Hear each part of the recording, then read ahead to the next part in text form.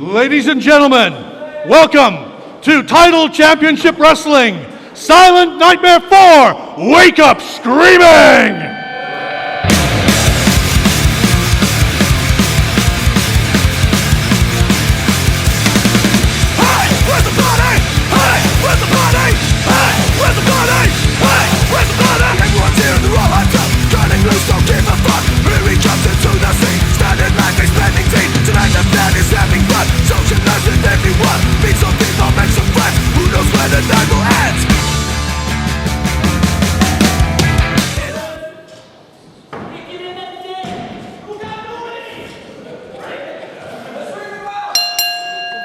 So, ladies and gentlemen, welcome to Silent Nightmare 4, Wake Up Screaming. This is the final Tidal Championship show of 2018. Also, interestingly, it is the 50th show in the history of a promotion that was only ever supposed to have 9 shows. Yeah, it's kind of overachieved a little. So our opening match tonight, as you will probably have already seen on screen, we have B.A. Rose. No, I still do not know what the B.A. stands for, although I do think it's Bernadette Aragnes, and he is up against Clint Margera, one of the deathmatch specialists who comes out of Birmingham. Last time I saw Clint Margera, he had a 20-pound note stapled to him by his tag team partner. This time he's now flat on his back as B.A. Rose puts him flat down. B.A. Rose obviously does have something of a weight advantage here, but height and leverage advantage goes to Clint Margera. As stated, Clint being more of a deathmatch specialist, it'll be interesting to see if this does stay within the boundaries of the rules. It is a traditional wrestling match. The audience has already advised me it is for a one fall. Obviously there'll be submissions, there's the possibility of a knockout. And of course, with there being festive spirit in the air, possibly passing out drunk. No, that won't be happening. Possibly, maybe. Who knows? Drake has his hall pass for the night, so he may come out and stipulate that it's and everyone does a shot match. All silliness aside, Clint Margera manages to put B.A. Rose down with a solid shoulder tackle. A little bit smack torque. If you slap somebody around the back of the head, is that like a reverse pie face? Interesting.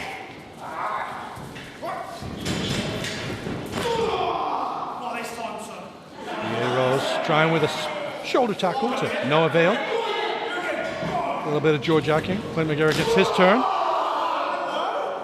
He doesn't manage to put B.A. Rose down. They're going to try it again. Mini pie face. Boing. Slap. Nope. Not happening. I wonder if anybody's noticed that Clint Margera does bear a passing resemblance to the singer from System of a Down. Never see them in the same room at the same time. Fascinating. All right, still in this. Oh! Oh! B.A. Rose now sings Soprano! And off he goes to the outside. I can't remember the last time I saw Clint Margera actually get that high. There's another joke in there about festive spirit, but we're not going to go there. Goes for the outside. Probably going to go for a plancher, but B.A. Rose catches him. Ooh, introduces his head to the ring apron. That will require more than a couple of paracetamol after the show, I'm sure. Down at ringside, in front of the audience. And that was B.A. Rose's attempt to kick Margera's lungs out through his sternum. Referee is given the mandatory 10 counts. B.A. Rose did roll back in to break that count. Gives him a little more time on the floor. Now this is Margera's wheelhouse. It's where he is most comfortable. Definitely not the territory B.A. Rose wants to be in. Now I believe the referee's count was up to 5, but Margera forces B.A. Rose back into the ring. Eats an elbow up on the apron. B.A. goes up. Oh my goodness! Holy cow! Now, if you had actually told me that B.A. Rose could do a springboard moonsault off the top rope to the outside, I would have told you that you had been drinking far too much eggnog. That was a thing of beauty. Oh, man. Oh. Someone in the audience wants the tinsel to be used as a weapon. They obviously have no idea what festive spirit is all about. Well, I did warn the audience about moving if they were told to. Oh, we are not getting the deposit back on those barriers.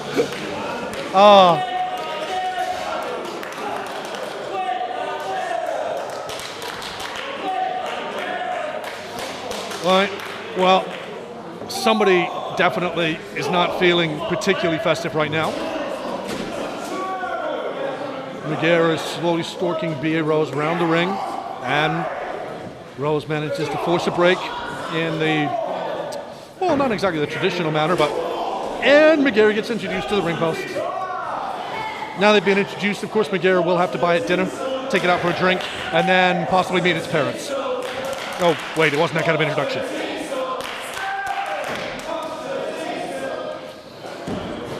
The audience has more of a care for the tinsel than they do for the wrestler whose head has just been introduced. B.A. Rose has decided he wants to get extracurricular, searching for some international objects under the ring. Doesn't find any, not happy. But the advantage now goes to Margera.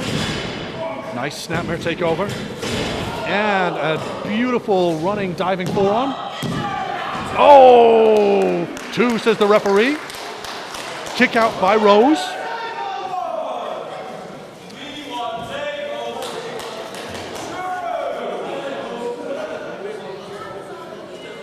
Is Margera under the ring now? Yeah, Margera's looking for stuff under the ring. It's obviously a bad day in pro wrestling when 2 separate wrestlers look into the ring for something and nothing takes their fancy. Good gravy! Oh! That just literally came out of nowhere. Margera walks into a tilt-a-whirl power slam by B.A. Rose, who, if I'm totally honest, is impressing the living hell out of me tonight. I have seen B.A. Rose on many occasions, both here within Tidal and in other wrestling promotions. And the fact that he is just breaking out new moves in his arsenal tonight that I've not seen, and the old stuff. Kick of the ropes while Margera's throats across it. He's breaking out stuff tonight that, quite honestly, is impressing me no end. Athleticism, strength. Oh! And just plain viciousness.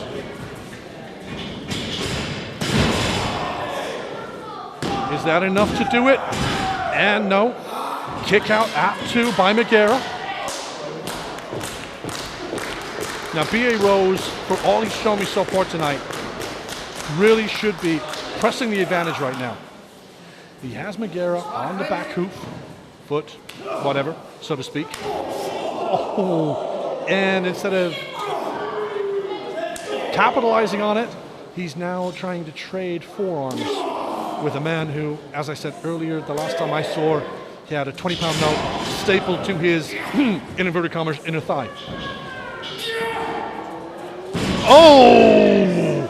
Now that looked like a vicious Tiger Driver variation, and Margera still manages to kick out at 2. Now, I gotta be honest, I didn't think Rose was gonna get him up in the air. He does have the strength. Again, he's going under the ring looking to see if there's anything there that...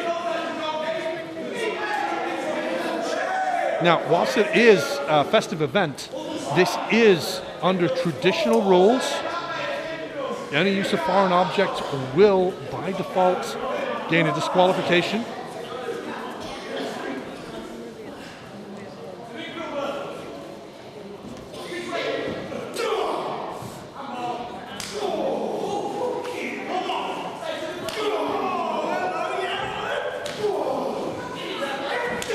Again, they're back to trading forearms. Solid shots to the neck and jaw of each person. Oh, ooh, ooh. Now that could have just absolutely cut the carotid in half. The fact that B.A. Rose is still standing surprises the bejesus out of me. Oh! Double clothesline. Both men are down. Now both men wisely have also rolled off their backs. B.A. Rose on his front, Margera's on his side. Margera's only just now starting to move. Rolled over to his back. Not the best of ideas. Rose catching his breath. He's still face downward. Up to 6 from the referee, Cowboy John. B.A. Rose is back to his feet. Looks groggy. And a solid lariat. And another lariat. B.A. Rose keeps getting back up. Oh! Neck breaker. That is either going to clear the cobwebs or put him to sleep. Up in the air. Oh! Falcon Arrow, Michinoku driver. And, oh, you are kidding me. B.A. Rose somehow managed to kick out of that. Now, in certain places around the world, that is how you finish a match. Drive a guy down on, what the? Okay, so if I were to call Clint Margera a throwback, that would be one thing. But he has got what looks like a VHS video recorder in ring with him. I mean, how much more 80s can... Oh, you are kidding me. Dude, okay, so that's a VHS that's in there. Oh. B.A. Rose is now technologically challenged. Oh, you sick son of a... Nice call by your referee. What you are... That is probably one of the sickest DDTs I have ever seen. I have never watched a man's neck fold that way before, and yet B.A. Rose still kicked out of that with just a fraction of a second to go. I think Margera was going to go for a DVD there. Ironic. Oh! If the referee didn't see it, it didn't happen.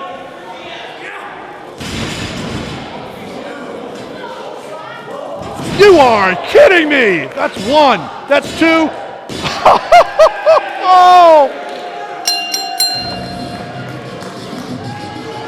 Ladies and gentlemen, your winner by pinfall, B.A. Rose! Oh, and magnanimous in victory. Oh, that's so nice of B.A.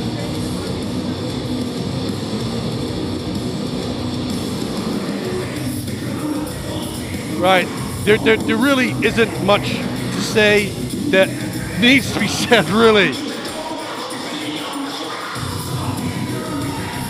B.A. Rose with a decisive and solid, well-earned victory over Clint Margera. Now, I'll say lots of really bad things about him and his tag team partners as the night goes on, I'm sure, but that was just a thing of pure bestial beauty.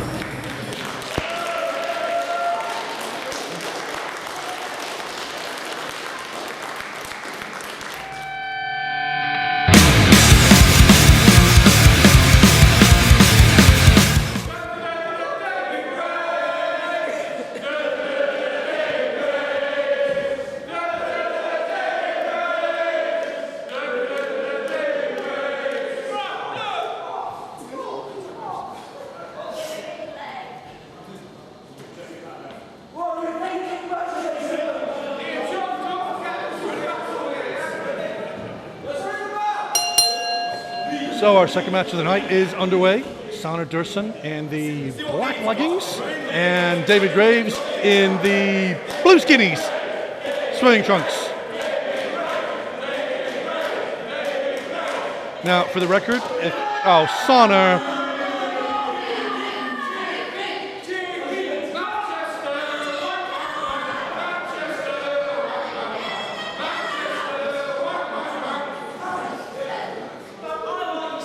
Well, that was an audience chant that died its death.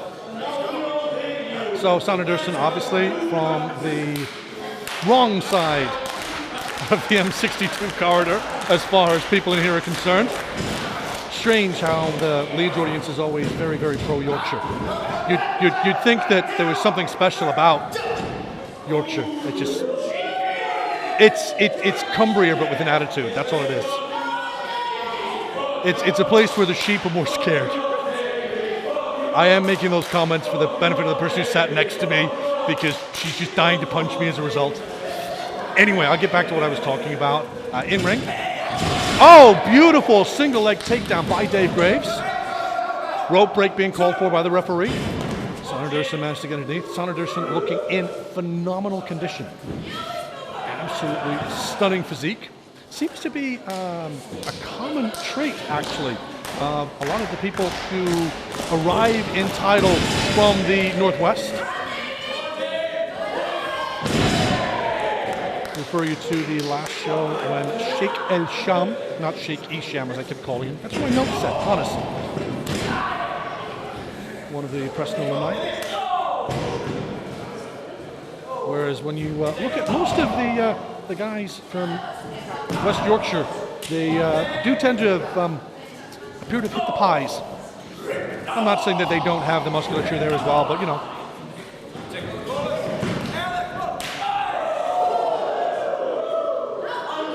I'm saying that just out of badness. It has to be said.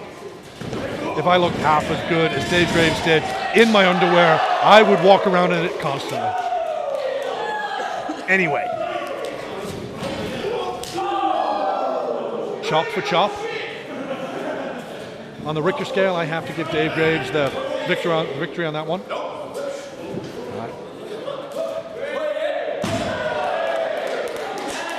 Nice combination of technique and brutality. Goes to a roll-up. Sonny Dursun gets out. Dave Graves takes ankle control. He's trying to go for well, it looked like he might have been going for the figure four Scorpion Deathlock. Instead, Sonny kicks out. We get a low bridge clothesline, which eventually leads into a heavy-duty suplex. Gives us a 2 count from our referee, Cowboy John. Sonny slow to get back to his feet. Solid European uppercuts from Dave Graves. Yes, I am curious myself as to what a European uppercut will be in 2 years' time. Double kick from the wrestlers. Both in this instance, obviously. Solid forearm uppercut once more by Dave Graves. Boot to the midsection, boot to the knee by Sonny Dursun. Clubbing forearm blow across the back. Puts Dave Graves down to a knee on the ropes. And a snap suplex of his own and a float over by Sonny Dursun. And that gifts him a 1 count from the referee. Dave Graves slides out. I should probably actually think about rephrasing that. Gut shot from Graves. Doesn't phase Sonny too much. He manages to retaliate. Draws Graves back up out of the corner. Hair pull, fist shot. And now whip from corner to corner. Graves finds his way out, crawls beneath. Rope to rope, 2 shoulder tackle. Dursun goes down hard. And a beautiful clothesline over the top. Puts Sonny Dursun on the outside. Okay, match 2 on the outside again. Cowboy John is doing the manager count. But that's Graves on the outside. So that means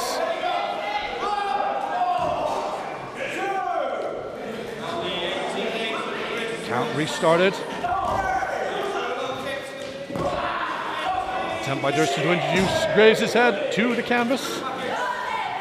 Graves returns the favor. Another forearm uppercut. I'm sure I just heard it. Does it hurt? Oh, you go. Oh, no, that's just nasty. A handful of ear followed by a slap on the arm holding it. Very, very unpleasant. Sonny manages to roll back into the ring. Foolishly onto his back. Graves follows in.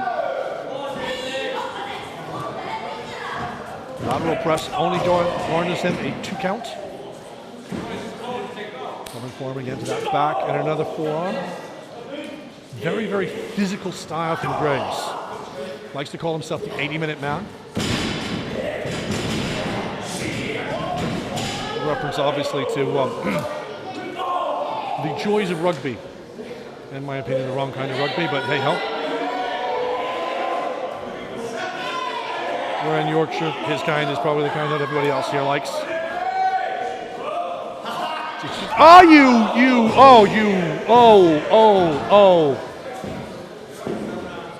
dragon screw between the ropes. Sana able to drop down to the apron on the floor. Immense torque put on that knee.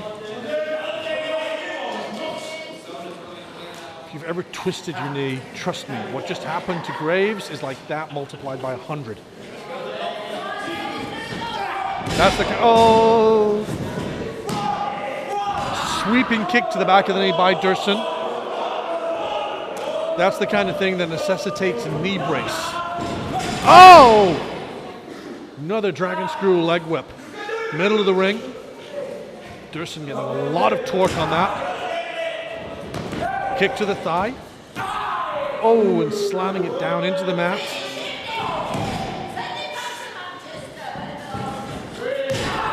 Oh, that's just nasty. The knee joint is one of the most complicated joints in the body. The two bones of your calf area, your shin bone, and the tibia. And then, of course, you have the fibula above. I probably got those names wrong. The patella, all of the tendons that go in there. One count there by the referee. You tweak a person's knee, you do effectively disable them for quite some time because it's all tendons. There's a lack of blood flow in there. Blood flow is what you need to heal things up quickly. You get impact damage to, ow! You get impact damage to a muscle, the blood flow sorts that out relatively quickly. Cold compress, etc., etc., etc. Oh, just, no. That just really, I stood 20 feet away from the ring and I felt every one of those. Okay, so Sana is now attempting to bask in his own glory. I have a sneaking suspicion there's a guy with a name like a Yorkshire town has that particular gimmick all covered.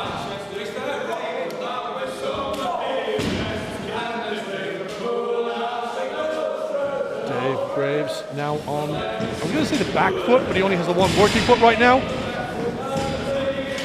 That knee, oh, and Sana takes out that bad wheel again. Sloppy lateral press by Sana, didn't get enough of his body weight down. Did put the forearm across Dave Graves' face, more of an annoyance than anything else. Now takes hold of that leg again, he's going to try and turn him over. Single leg crab, torque that knee as he's doing it. Graves is fighting it off. Manages a kick to the triceps on Sana.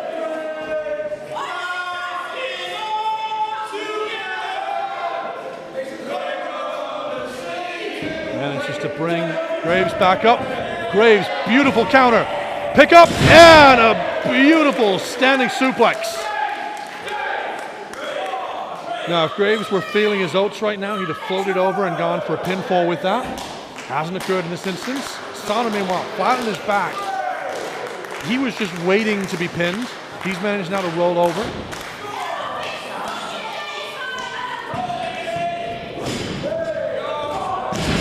Back elbow from Graves. Just looking at the state of Sana's back as well. Whether that's from previous matches or whether that's from being run into the ropes and the turnbuckles here, I'm not too sure.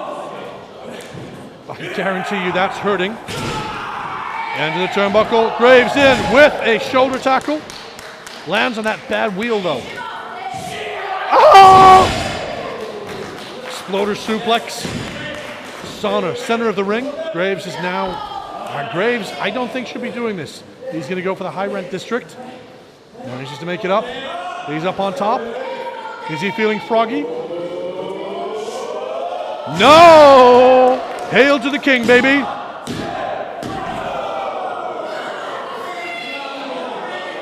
Now, that was close. The audience believes that that was a 3, but Cowboy John clearly signals no. That was a 2. Sana literally just got his shoulder up as Cowboy John's hand was about to touch the mat. Basic physics, inertia, momentum, can't stop, you get it.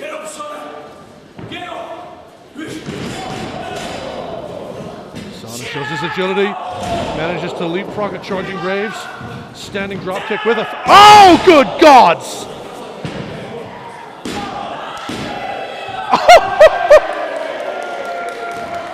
Now, I talked about B.A. Rose's athleticism in the previous match. That possibly was one of the most beautiful suplexes I have seen in so very, very long.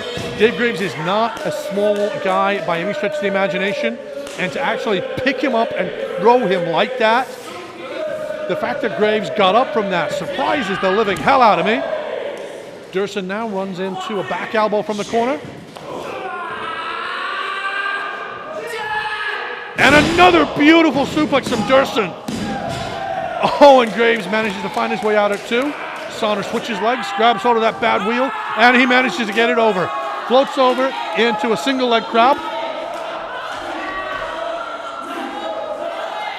It is a deep hold, putting the pressure on the back of the knee. Oh, and now add insult to injury. He's got that leg across the back of Graves' neck, adds extra pressure, puts the knee into the back. Remember the old days of the WCW Chris Jericho Lion Tamer? Yeah, that kind of a thing. Dave Graves manages to fight his way out. A few solid kicks to the face of Dursun. Dursun's back, by the way, looks awful from here. Oh! Now, is Dursun actually managing to avoid those, or is he getting caught and talked with them? Oh, and this, I think, is what Dave Graves was going for earlier. And that is, yep, that is an old school British wrestling stand. Oh, my gods! Oh!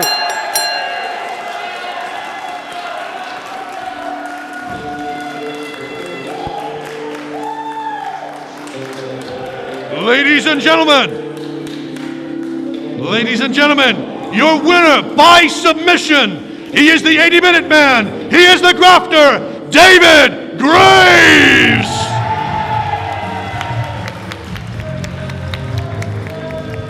Okay, I'm not going to lie. That was possibly the most beautiful looking deathlock submission variant I have seen in years. Locks in the deathlock on the legs, cranks the head to one side, pulls it in tight, and that's a submission victory for Dave Graves.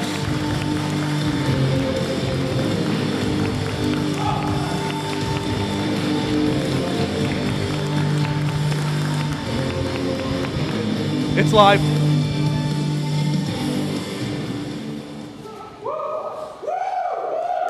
This is where I find out I've handed him a dud microphone.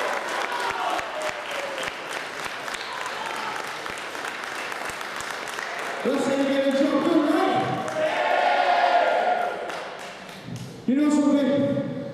For the last year or so, I've not really been around Tidal Wrestling that much, okay? But as soon as they put up a Facebook poll, see you guys wanted to face George and Ella, my name was at the top of that list.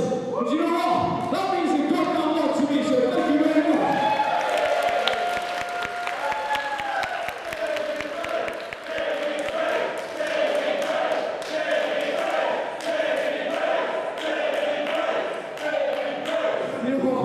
Some people have a problem with it. I call myself a grafter because I believe that I am one of the hardest working men in British wrestling.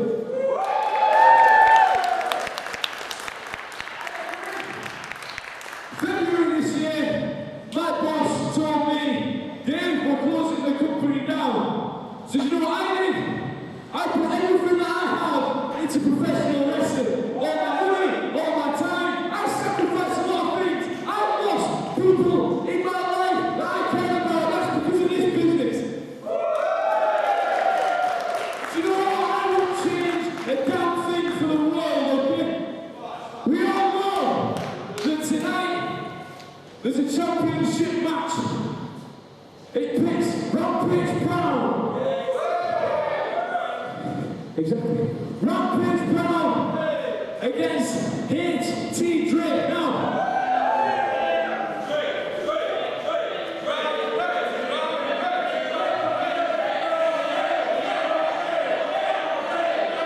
exactly. My response shows me that those two guys are two fan favorites here in Tidal Wrestling. But you know what? That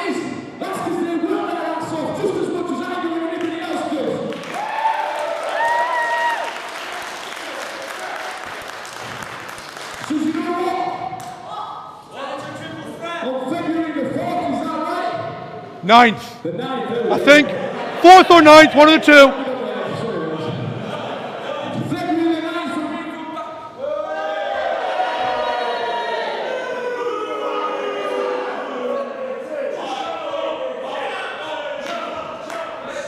One, two.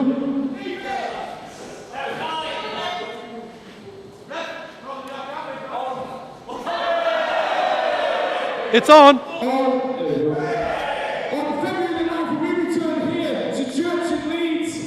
I have put my name in the hat to take on the winner of that match tonight. And you know what? What better way to start 2018 for the Grafter by picking up the TCW Openweight Championship.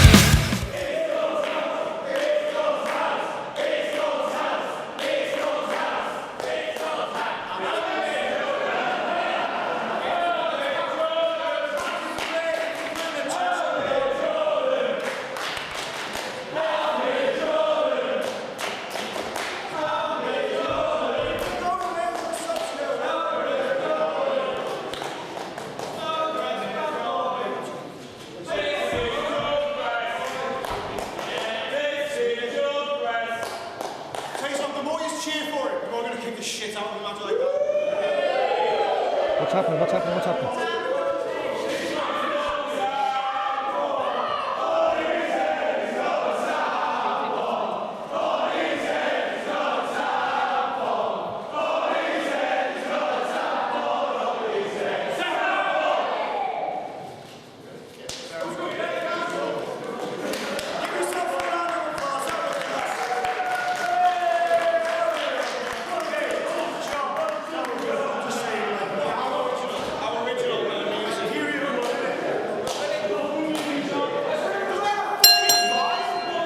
So the match is underway. The TCW Open Championship being defended by Sean Only up against Amir Jordan. At some point you can pretty much guarantee that this will degenerate into a dance-off. It always does when Amir is concerned. See, the audience already knows what's going to happen.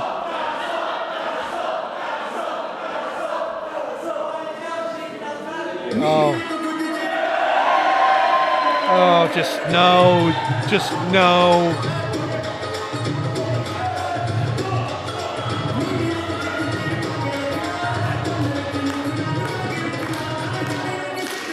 Now, obviously, I'm supposed to give commentary for this, but I have absolutely no idea what Amir Jordan is doing. All I know is that it involves screwing in or screwing out light bulbs. Personally speaking, I was kind of hoping that Amir, rather than doing light bulbs, would unscrew Sean Only's head, but is Sean actually going to dance? I mean, all you have to do is look at the tattoos to know that he's probably more comfortable in mosh. Aww!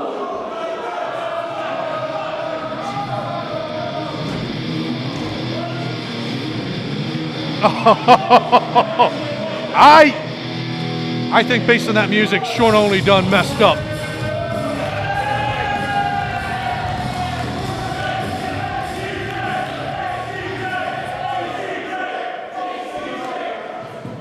Oh, it's on.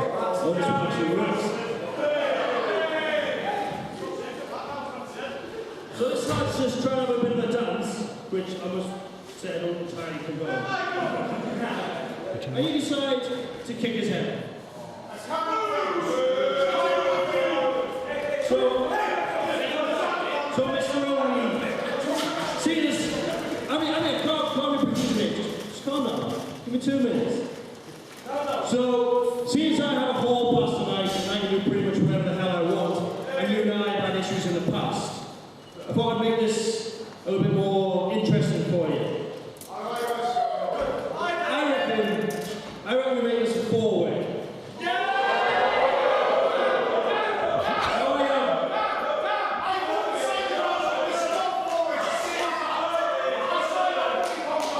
No, you signed a contract to wrestle tonight. I can do whatever the hell I want tonight. So you will wrestle in a 4-way. But I had 2 lads who were desperate to get a match and have been annoying me all day. They've been offering to wash my car, carry my bags. Well, you've got one of them. You've got yourself Praspo, you've got Pop-Punk here.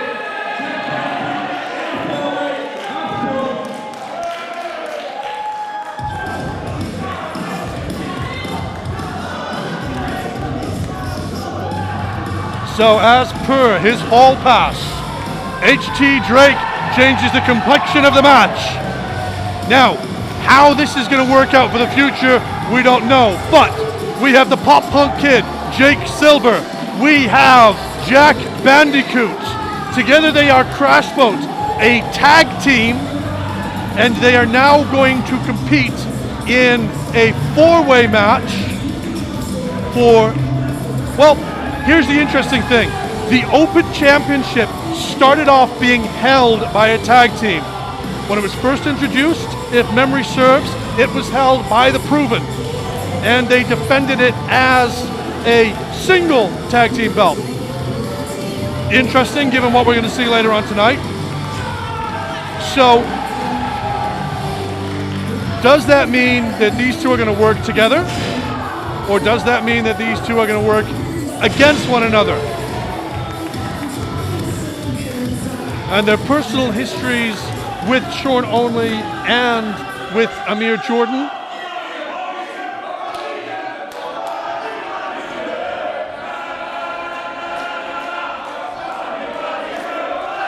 So, this match is going to restart momentarily.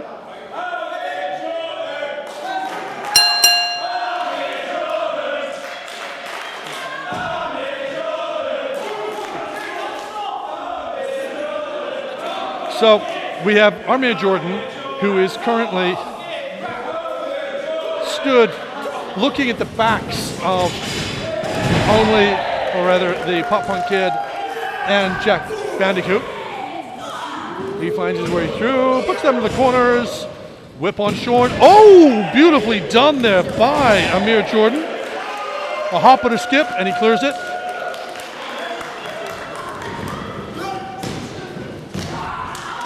Low bridge, double clothesline attempt. Bit of a noggin knocker there between Bandicoot and Silver. And yeah, it's not gonna end well for those two. Now, was that self-preservation or was that he's my brother? Oh my goodness!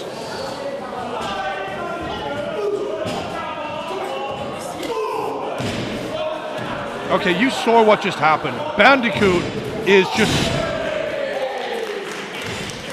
he's like a spider monkey. That's the only thing I can think of. This could be interesting. So,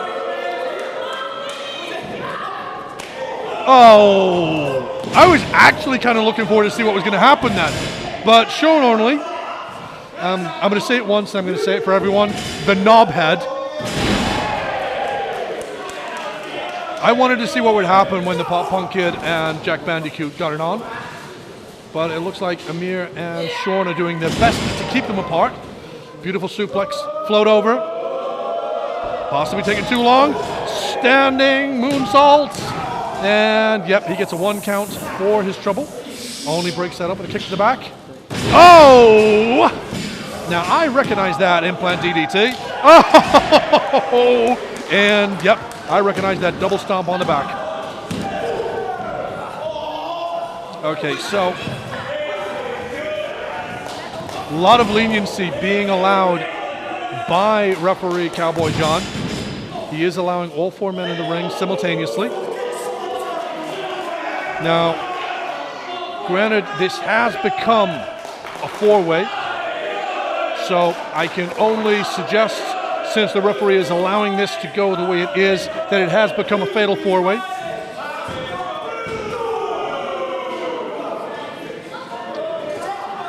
So all 4 men are legal.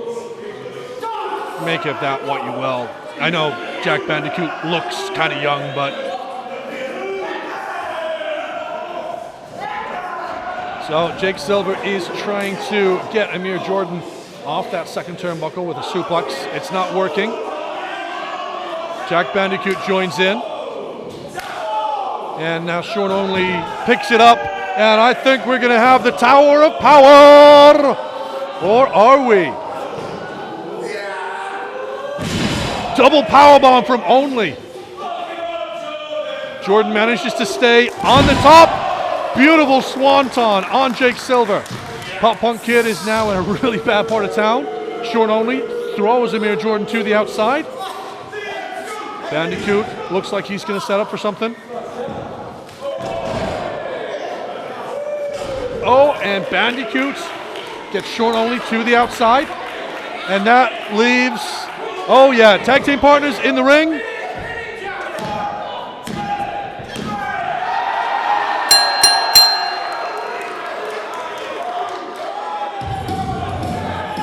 And your winner by pinfall and new TCW Openweight Champion, Jack Bandicoot.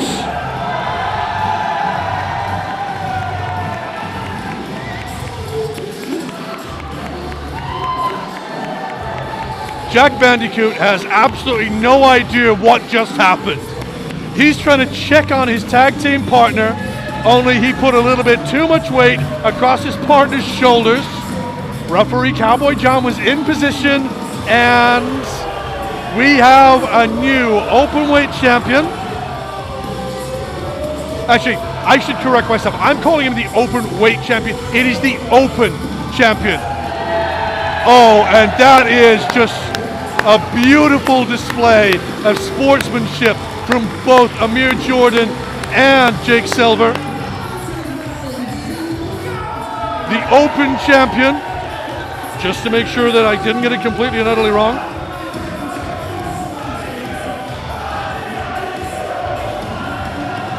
Oh, Sean!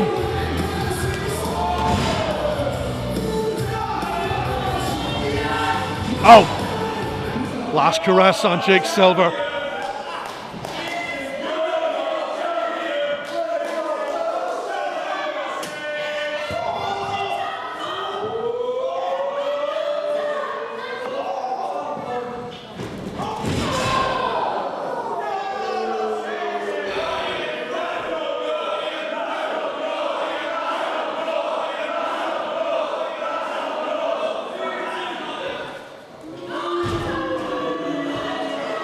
Well, Sean only proves that,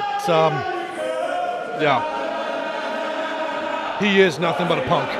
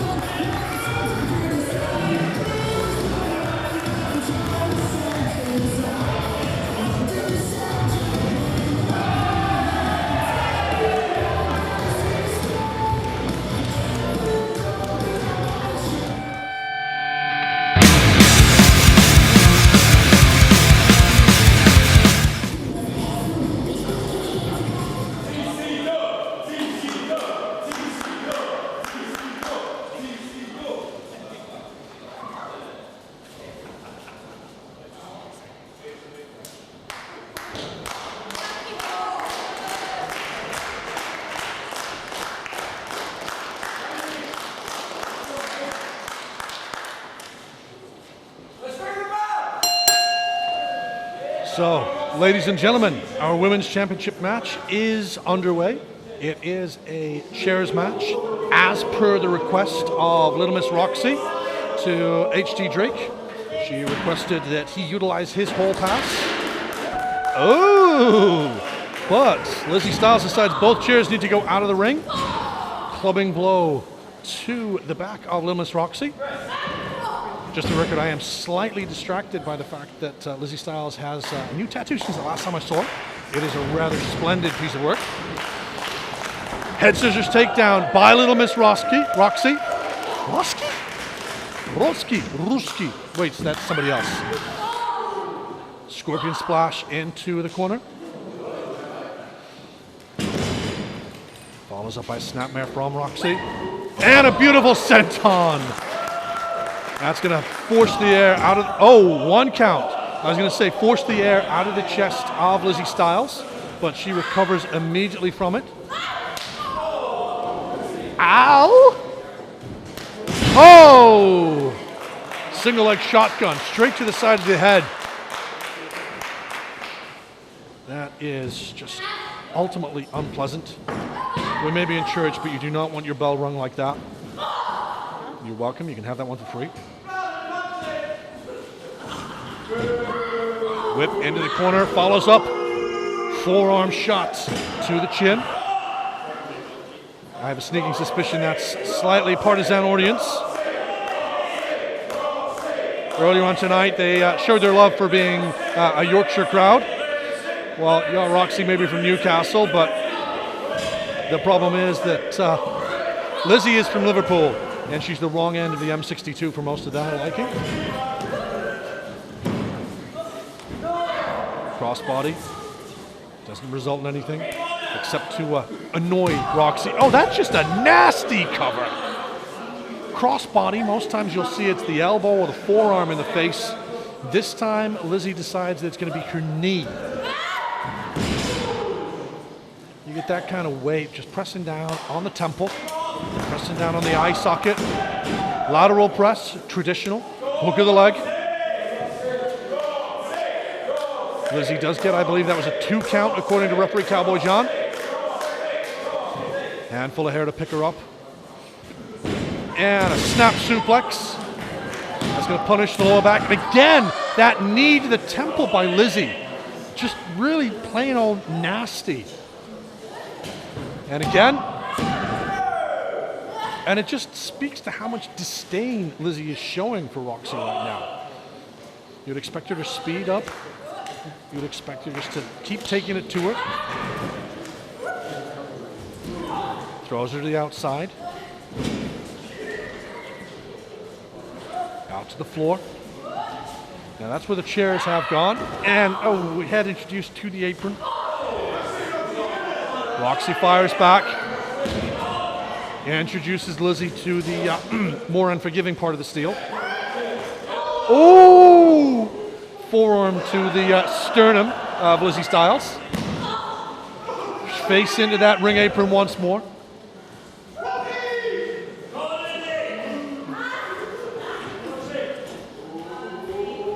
Roxxy now rolling Lizzy Styles back in. Lizzy rolls to the center of the ring. Roxxy takes position. 1, 2, and it's a kick out by Lizzy Styles.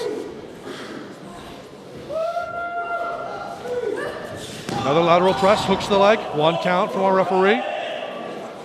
Now I have a sneaky suspicion that the audience is probably a little quiet right now because they're expecting those chairs to come into play. And Miss Roxxy decides, yes, now would be a good time. Yeah. Okay, so it's late December, it's cold, it's, yeah, they need some bloodlust. They want to see pain. That's 2 chairs. That's, okay, that's a 3rd chair. That particular positioning would suggest to me a rather unpleasant landing for Lizzy. Oh! I was going to say an unpleasant landing for Lizzy Styles, but she manages to catch Roxxy as she's trying to get back in the ring. And now it's a case of setting up the steel chair in the turnbuckle area.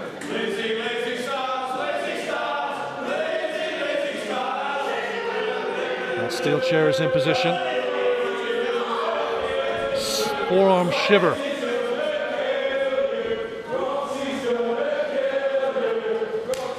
Oh, just ow, ow, ow. Now, obviously, I'm in this position where I'm watching women do this to each other, and part of me is thinking, that's really gotta hurt. I have a woman sat next to me who is dealing with the sound design for the show, and she is wincing with every one of those slaps to the chest. Oh, just ow. Oh, double leg takedown, head onto the steel chairs. That's Lizzy's fault, she moved him there. It did garner a 2 count for Roxxy. Oh, and a slap to the chests again. Forearm. Oh, just, oh. Oh, ow, ow, ow, ow. My own chest, I think, just went red from standing here watching. Oh! Oh, there are all kinds of rated 18 words that I want to use right now because that was just, oh. My spine hurts, my neck hurts, and I'm just standing watching this.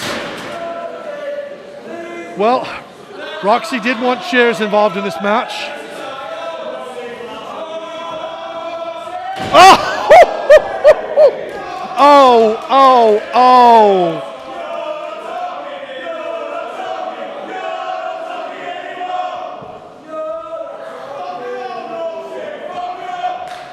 So I don't need to explain what just happened there.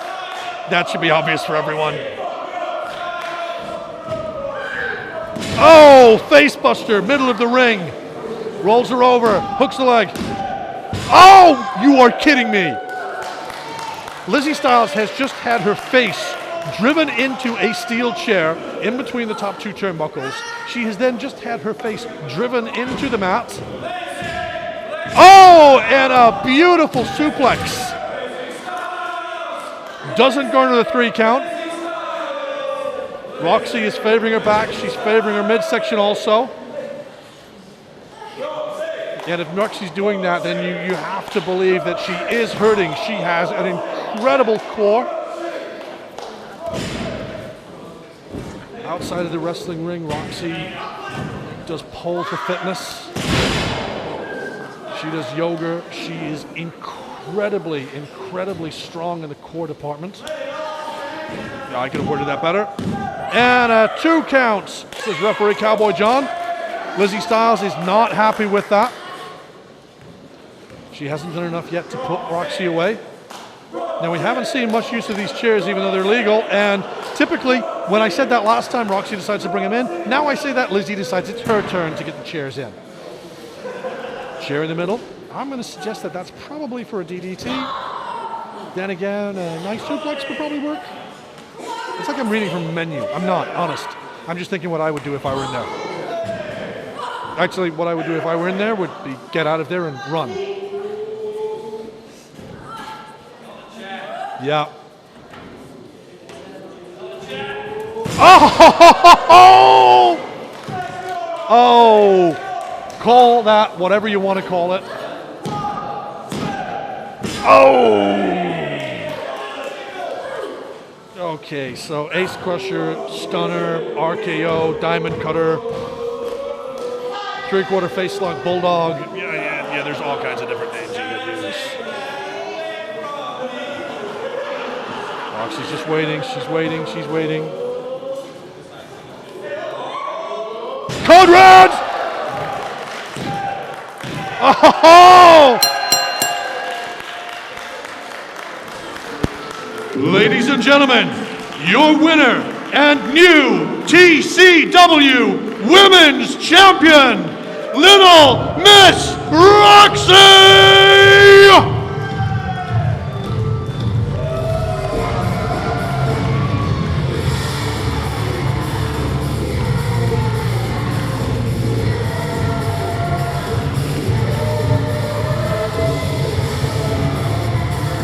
For a woman with multicolored hair, it seems only appropriate that it should be a code red that causes the victory and the change in titles to Little Miss Roxxy.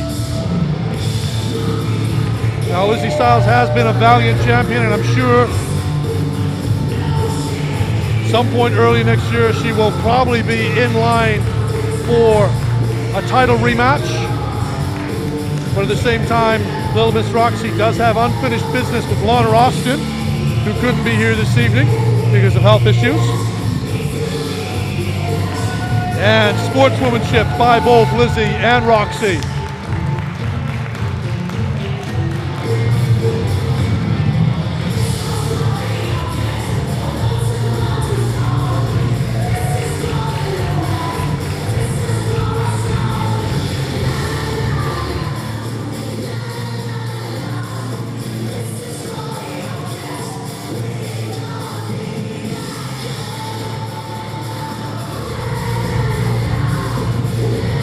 Little Miss Roxxy walks away from the ring, our TCW Women's Champion.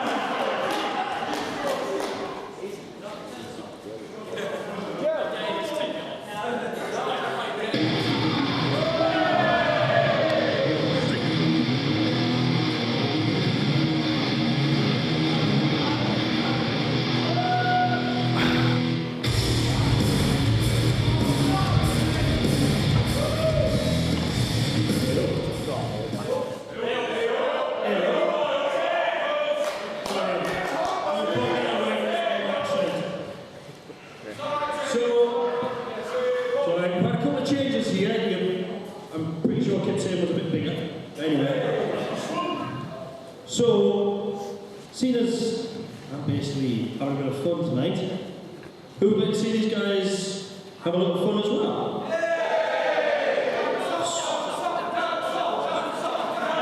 I'm fairly certain we've already had one of them that didn't end well. So, what I am going to do is I'm going to come amongst you.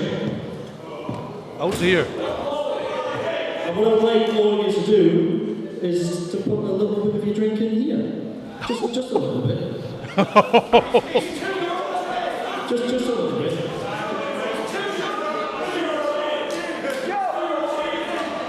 Keep going. Don't be stingy. Don't out. Just a bit. Just a tidbit. You'll find out in a minute. Is that a bit of tea? We need the water. I'm telling you. So lads, whoever loses, it's got an end wrap. Oh, we've got a bit more. I don't know what he's been drinking, but it's got floaters in it. So, you look at that. Oh, you've got a bit of Jaeger there. We'll put some of this in as well. So, seeing as this is basically on a student campus, we're going to have a good old-fashioned dirty pint match. So as always, have fun, lads.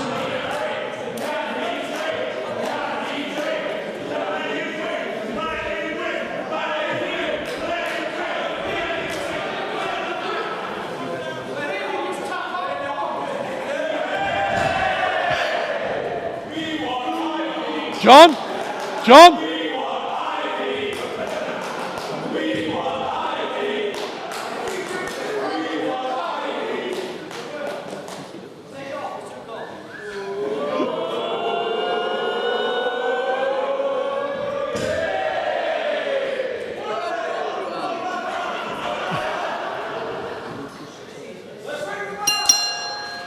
So, HT Drake has made the decision, using his hall pass, that this is a student union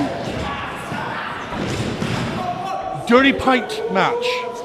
The winner of this match has to drink what can only be described as a pint of Dreg's Best, shared from the various pints throughout the venue. There was a flask of tea there, and I may have added a little festive spirit of my own to that concoction. So, what do we know? Well, Brady Phillips, the rather tall gentleman in the... Brady Phillips is the gentleman in the black trunks with the green piping who has just given a wet willy to the young Joe Nelson. wearing the full-length trunks. Joe is officially the youngest professional wrestler on the UK circuit today. This is his debut at Tidal Championship Wrestling.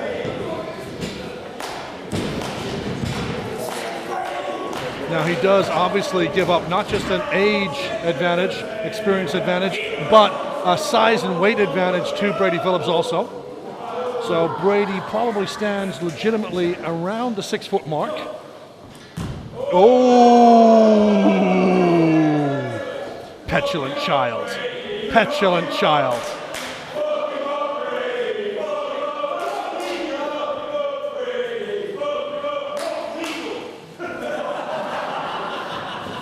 So Joe Nelson finds his way back into the ring. If you actually look at this, obviously the camera angle may not give you the full benefit of this, but Brady is actually a full head taller than Joe Nelson. Now what this also means, think about this logically, whatever Joe Nelson does, he's going to have to do harder and he is going to have to do faster than Brady can because of his size and weight disadvantage. This is one of those things that people often wonder about when you talk about cruiserweights or light heavyweights, and you see some of the absolute insanity that is done by them in ring. Because of their size, because of their weight, they are actually able to dish out far more punishment than a person, say half as big again, because of that size and weight. I'll talk about that more at some point. Beautiful running shotgun drop kick from Joe.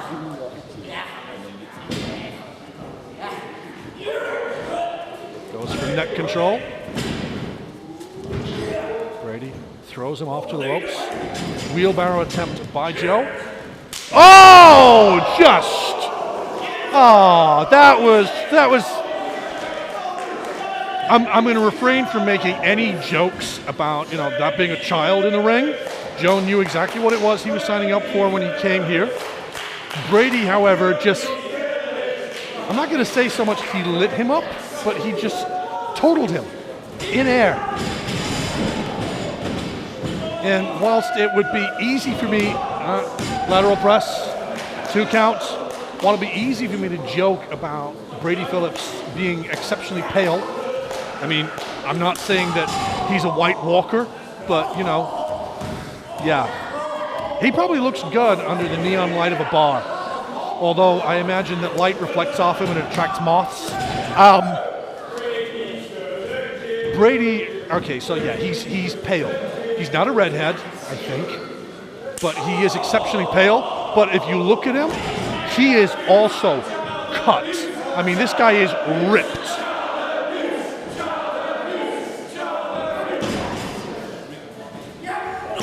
I mean, I would probably say we're talking a body fat percentage in the very low double figures.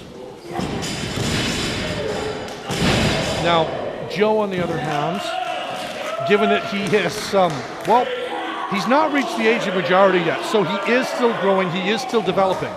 He is, for a wrestler his age, very well put together, no denying that. He's got the ring conditioning. What he lacks, though, the size, the strength, and possibly the ring IQ. Now, when you consider, though, how long certain people in the business have been working in the UK and from what age, I was reading an interesting little piece with regards to Nathan Cruz earlier on this week. He turned 27 this year. He's an 11-year pro. So that gives you an idea. My delightful, I don't want to call her my assistant, she's my better half at the pulpit, has just advised me that Joe is actually only 15 years old. Strictly speaking, he's not allowed in this venue without an adult to supervise him. And of course, being as we're a wrestling show, there are no adults present whatsoever. I don't care what age anybody here is, and I think I'm the oldest. Was that a da-da-da-da-da-da? Brady, Martin Kirby just called. Oh! Not quite a PK, but yeah, that probably just rearranged the discs and spinal column of Joe Nelson. He still kicks out, though. He's taking punishment from a grown man. obviously, you have seen the women's match that occurred before, and I feel that it is incumbent upon me to present these things as fairly, as sensibly, and as correctly as possible. So I'm avoiding talking about the fact that we have an adult and a child in ring, and all of the negative stuff that goes with it. But Joe is so holding his own against Brady Phillips. Gets cut off by Brady.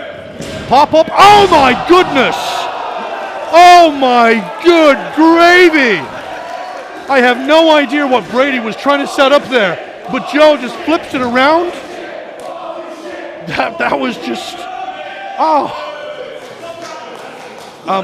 If you want, right, this is the point where you want to put it on mute, rewind, rewatch that, because that was, holy crap. Tope Suicida! And Brady catches him. Puts him up over the shoulder. Out the back door, and Brady into the ring post. Joe, what are you doing? Joe, no. Oh, good gods. Well, I don't believe... Seriously, I know that people talk about having a bouncing baby boy, but I don't think that's what Joe Nelson is supposed to be described as right now. You know, he's like the Energizer Bunny. He's just bouncing back up. I'm pretty sure Brady got at least 75% of that moonsault. Joe, meanwhile, now on the top. Okay, slight premature. It's a video audio syncing thing, trust me. Here we go. Oh, that would have been a double stomp and a half. And oh! Brady just neutered himself on that top turnbuckle. Joe puts him up in the air. Death Valley driver. Don't wait around, kid. Pin him. 1, 2. Oh my goodness.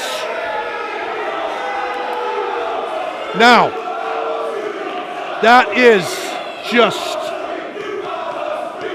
that's the second time we've had it tonight where the count has been that close that the referee's hand has touched the mat just as the shoulders were coming up. Brady is just, oh no, he's back up. Oh, a sick forearm. Joe is up on the top. Oh, just come on, Joe. That's no, just, Joe is blocking it. Shots to the small ribs, the short ribs. Brady takes the tumble from the top. Back up. Oh, and another clubbing forearm across the back on Joe Nelson. I'm not going to make two. Oh, just really just. Oh, you sick son of a. Brainbuster on the top turnbuckle. 1, 2. You are effing kidding me. How in the blue hell did Joe Nelson kick out of that?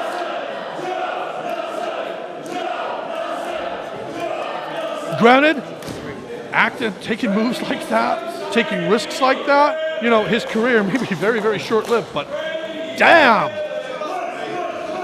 That was phenomenal to have kicked out of that. But again, I refer you back to what I said earlier. He's small, he's slight. Oh my gods! Oh! Superkick! Had to do that. Oh! Decapitation lariat. Gut wrench. Powerbomb! Holds him in position. And that is it.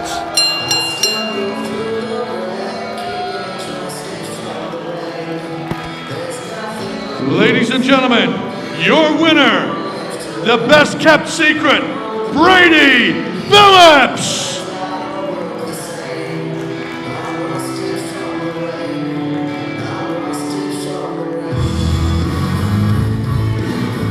Oh, wait. No, come on, Brady. I'm not going to labor this point, but this is a 15-year-old. He may very well be the youngest professional wrestler in Britain, but you have just beaten him with a sick arsenal of moves. Leave him alone. Just seriously. Oh no, okay.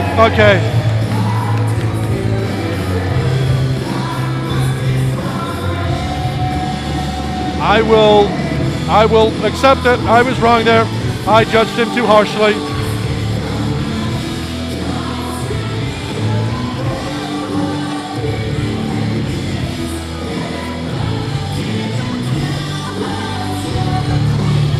It's live.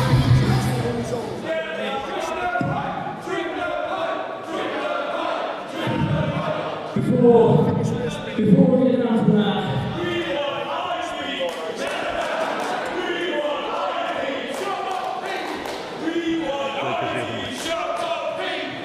in all seriousness, fuck Kip Sabian, Joe Nelson's the real deal.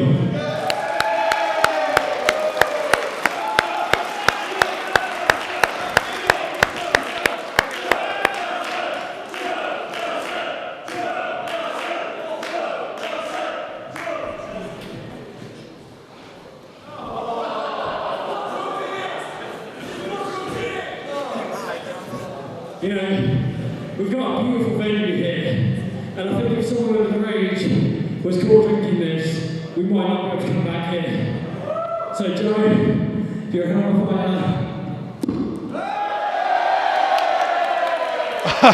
fighter. I do believe that Brady Phillips is just downing a pint of Dreg's Best.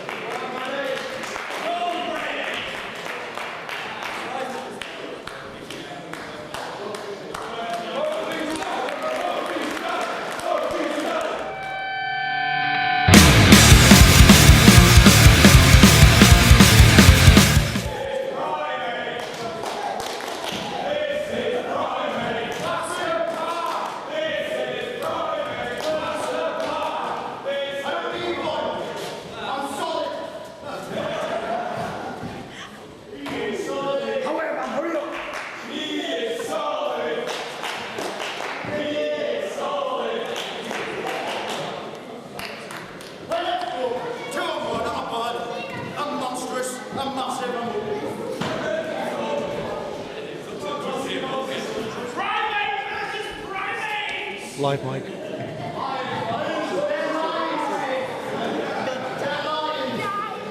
Well, what did he say? What did he say?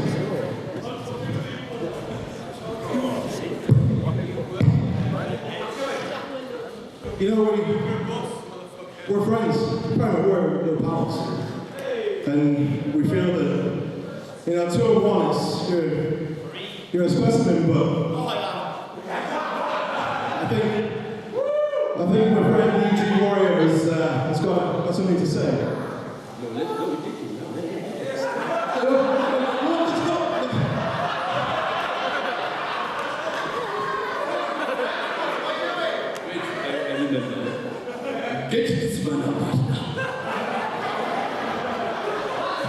We've got to go. Come on, how you go?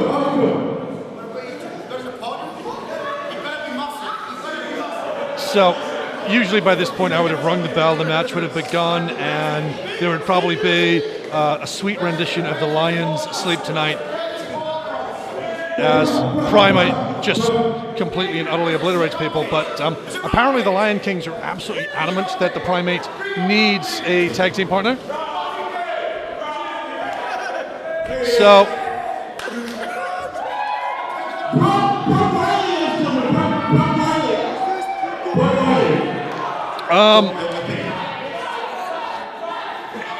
now I'm absolutely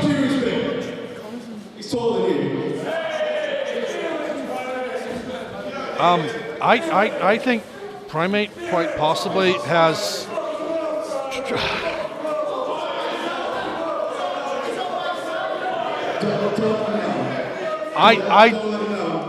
I think Primate has had... What's your name, son?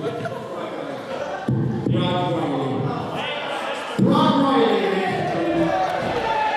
Primate has passed bigger stools than that. Me and you, take the world off.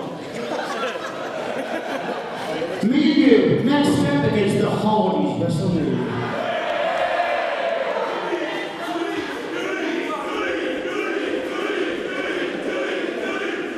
This is your chance, Brad, right? Let us down, I'll fucking destroy you.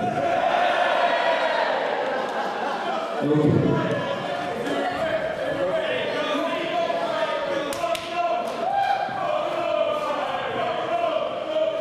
I actually think that they're going to let this go. So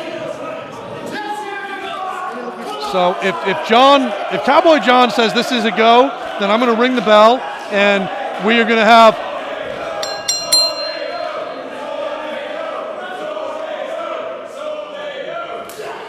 So we have a tag match that's happening. Obviously, at this particular juncture, I have no information as to who Primate's tag team partner is. Obviously... Wait, I just realized Sebb Strife still has the live mic. Listen, we're going to fucking commit murder here. Right, Brad, you did shit. That's harsh, but fair. Brad, it's Christmas, alright? You need to go home, make sure your letters all written out to Santa. You're being a good boy. Chances are he's going to empty his sack all over. So, what you need to do is go to the back, because the big lads are going to do it. Alright? Right, let's...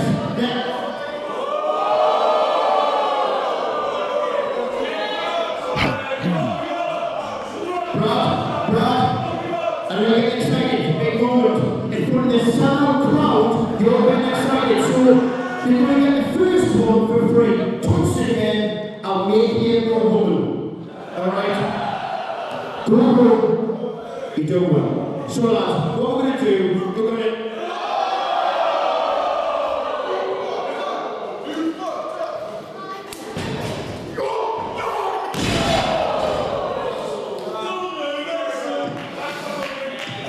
Okay, so that was Brad, ladies and gentlemen, and he made the mistake of not taking on board the magnanimity, is that a real word?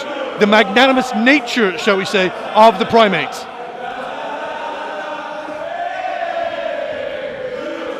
Okay. We didn't think we could have lost it, so yeah, we've got another one for you.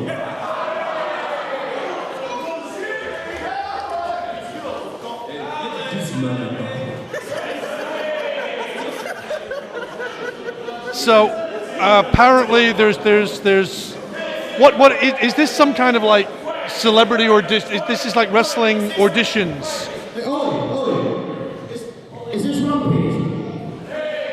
Ollie.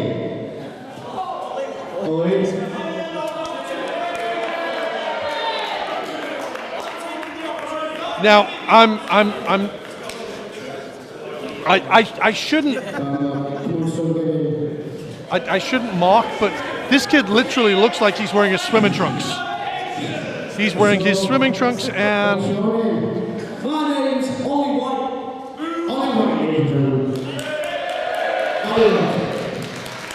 So, Ollie, you are a weapon. So, big moment now. It is a big moment. Yeah, big moment. You got a lot to say about what you're going to do? No? So, you're going to smash these two, and me and you will be world tag team champions. I like the sound of that. Like the sound of that? Are you old enough to be here, Ollie? Are you old enough to be in a nightclub without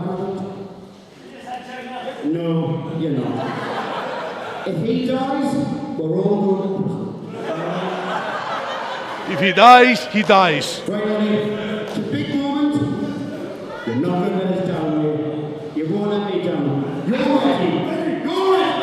You're going to cook his head in. Yeah? Great. Get done, Ollie.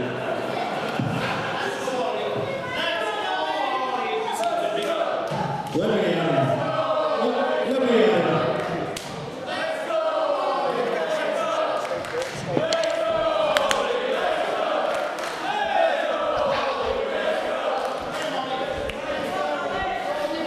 You won't have seen this on camera, but I'm now holding all of the Primate's clothes.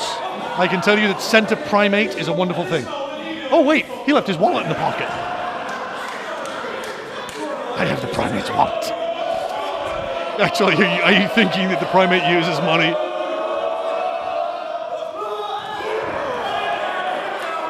I'm just...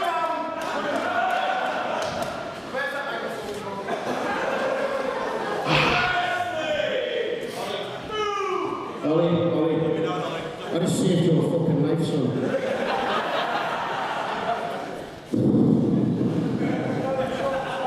I don't feel you were ready, Ollie. I'm still ready. Ollie, if this is ready, I'd hate to see you in the morning. So, he just nearly destroyed your life. He was nearly inside of you got destroyed. Ollie, I'm sorry, son, but you didn't make the grade. You weren't even near the grade. You're that far away from the grade. You're not born. So unfortunately, you need to tune on back to the bar, take your gear off, and go home. He might want to put some clothes on first, obviously. It's a cold night. Listen, I told a little friend who's now more or less crippled in the back. No offense, Joe, no offense, alright? But what you need to do is save yourself a life. Go to the back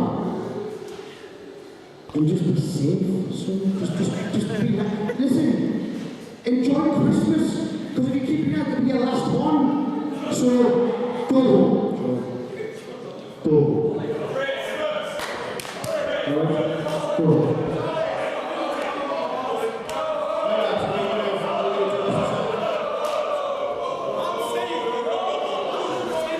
Okay, so, Ollie?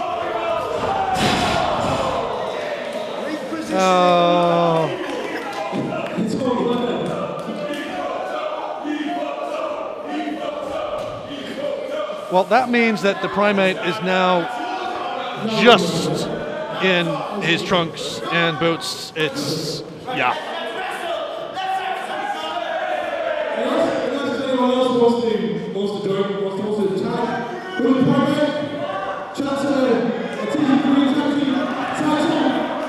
Anyone?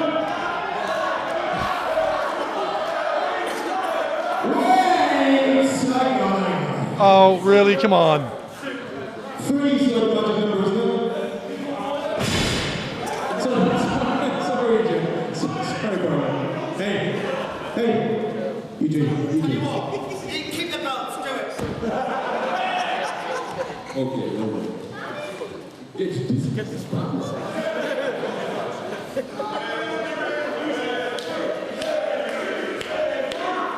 Do you? I actually think that they're playing mind games here with the Primate. We have. Last one, Bruce. Last one. There it is.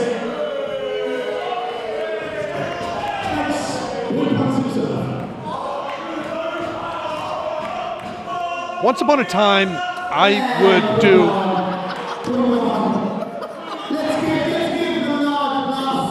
There's a chance. Come on, a chance. How are we doing? Are you excited? Okay, what's your name? It's Joe. Oh, this is Joe. I've been waiting for this moment.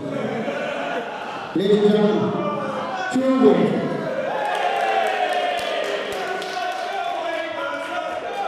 Are you ready, Joe? Are you going to end up seeing 2 little friends? Oh. So, Joe, you're going to come in here, you're going to smash these two kids up, they're going to be touching each other, some of them will be the Hardys, WrestleMania legend, yeah?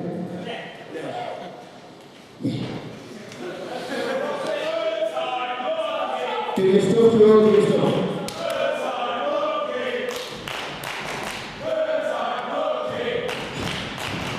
You know, at this rate, I think maybe I should put myself forward. I mean, we've got the beards, and we're both shaving. Oh! Now that was. Oh, a couple of Superman forearms. Step up and Zaguri. Oh!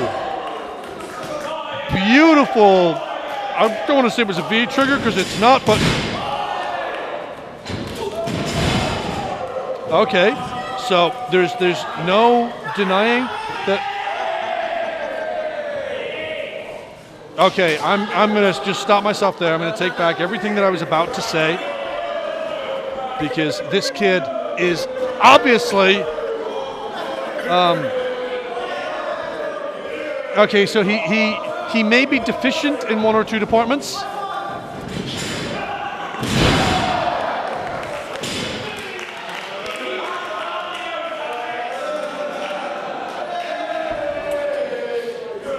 And he was doing so well. For one honest moment there, I thought he might be the one.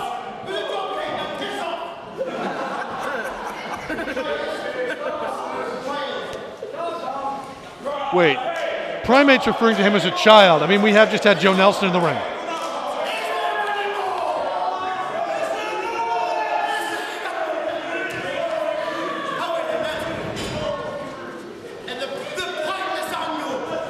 Right, so I think Primate just remembered it's a tornado tag team match. Okay.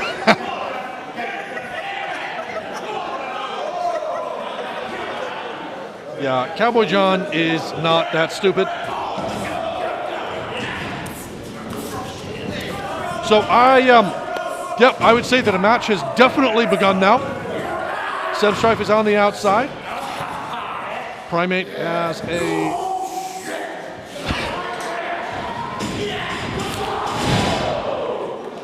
had a standing headlock.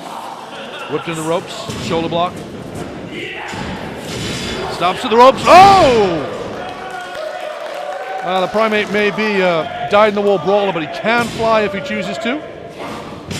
Snapmare on the big man. And there's no denying Sebb Strife is a big man. He is legitimately one of the biggest guys in Tidal Championship Wrestling. He's also incredibly agile for a man that size. Now, I did say that the Primate could fly. Very nice plancha to the outside. Took out both members of the Lion Kings. Now rolls Nsereko back in. Obviously no tags. It is tornado tag. So everyone is legal. Oh! Spear attempt. Misses the spot. And Nsereko gets him up into a fireman's carry position into a Samoan drop. Lateral press. Oh!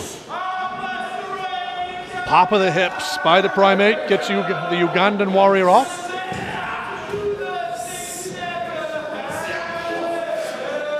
Sebb's up on the second rope. Body slam by Nsereko. Are we going to see a lion splash? Oh!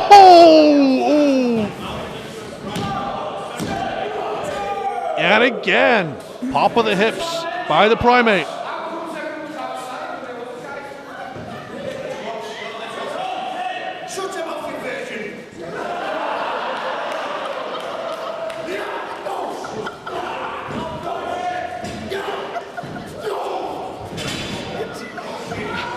Headbutt by Primate, kind of knocks himself silly at that point, which is unusual. And suplex. Falls over. Lateral press, hooks leg, and he doesn't even get two for his trouble.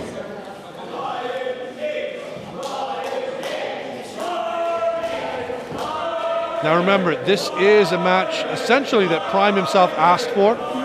He has been defending the belt solo for some time. Title Championship management have stated to him that he does need a partner. He's refused point blank. Pop-up powerbomb from Nsereko. Folds him up. And it's only a 2 count.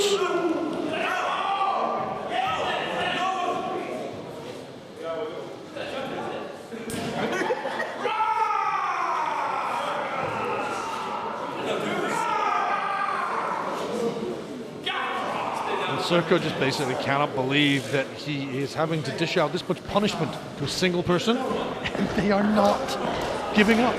They are not staying pinned. They are not staying down. Primate is climbing back up to his feet in the corner. When Nsereko did move in, shoved away. Now sometimes you have to say common sense dictates that, but the Primate, Jason Prime, cannot be accused of having a surfeit of common sense. Headbutt from Nsereko. Up on the shoulders.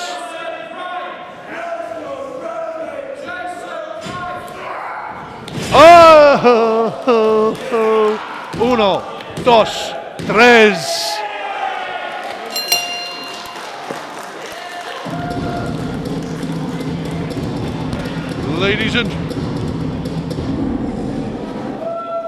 Ladies and gentlemen, your winners and new TCW Tag Team Champions, Sebb, Strife, Nsereko, the Lion Kings!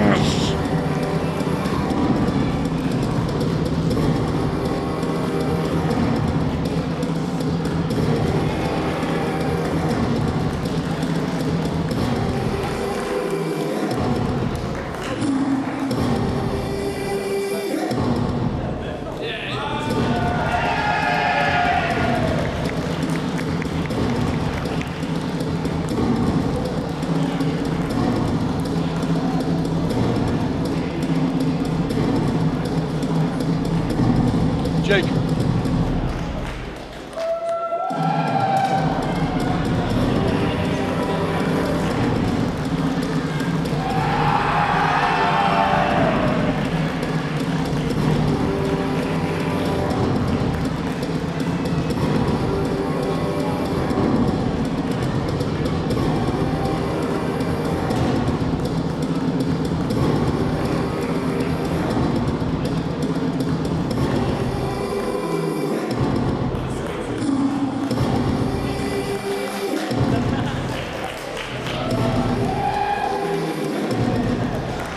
Well, for Sebb Strife, it has been a very long journey to get to this stage. He's had multiple absences due to injury, and I'm sure he's going to be very happy now to have those belts at home.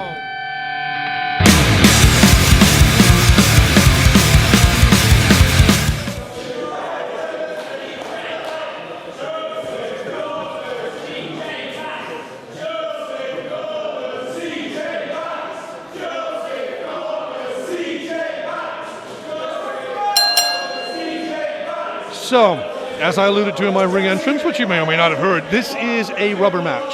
These two have faced each other twice before in Title Championship Wrestling. Each holds a win over the other. It was after their last meeting that Joseph Connors announced that yes, they needed to settle this, and they would do so in the time-honored wrestling tradition of a 2 out of 3 falls match. Now obviously in this scenario, 2 out of 3 falls could mean pinfall, submission, knockout, possibly even count out. But I would suggest that it will likely be pinfalls or submissions which will decide it, because these two guys are not going to settle for anything less. And given that you'll notice the armband on CJ Banks, I've said it once, I'm going to say it again. Happy birthday, Chris, you missed, brother.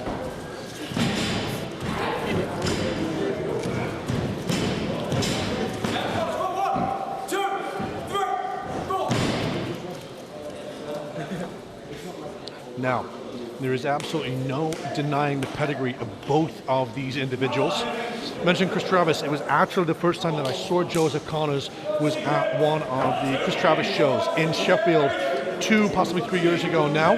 He was the first man into the Rumble match that they had at that show. Second man in was a guy who you occasionally see on WWE television with the initials TB, has a mustache. I'm going to say no more than that. And Connors impressed the hell out of me. There's no two ways about it. CJ Banks, meanwhile, I have been seeing in ring for, well, apparently I believe he's now an 11 or 12 year pro. I have been seeing him since, well, before he got that tattoo, in fact. Over in Hindley.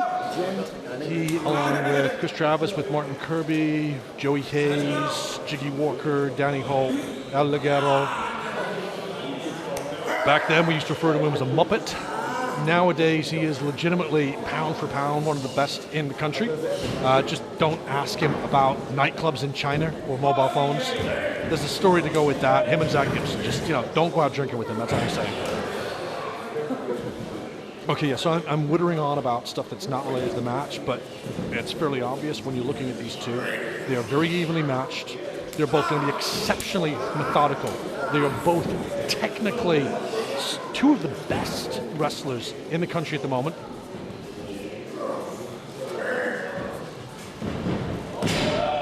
And they're also very, very physically gifted. I mean, there's no denying neither of these two miss out their days at the gym despite their travel schedules.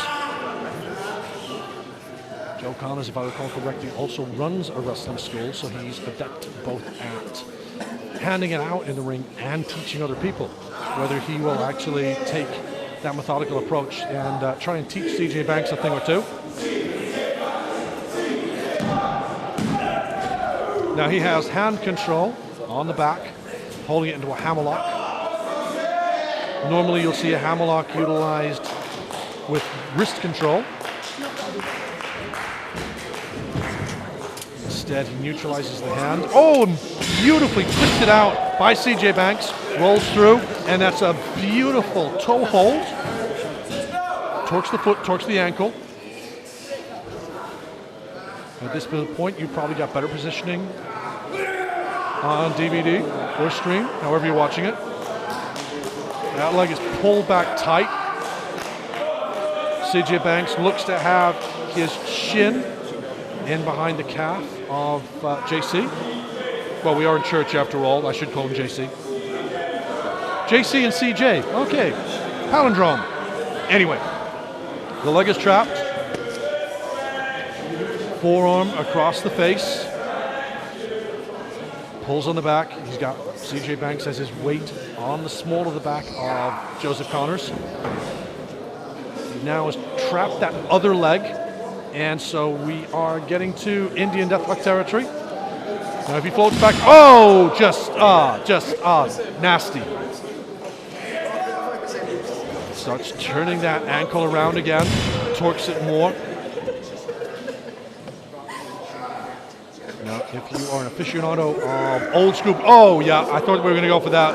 Now, some people would call this a variation of the Deathlock. I've seen this used before. Usually it's referred to as a Mutalock, but JC manages to reach that bottom rope, gets the break. Rolls out to the floor. Now he's going to try and shake that off in that leg. Now, I mentioned this about knee injuries earlier on tonight, one of the previous matches. Again, the ankle, a lot of tendons, very little in the way of musculature. Tendons don't have blood flow, so trying to shake right back into it. It's going to take a little while. Those tendons get stretched out. They get bent places they shouldn't have. They move bones about. Something I do know about. I've had years of issues with my knees as a result of that. Wrist control by Joseph Connors. Double hand wrist control.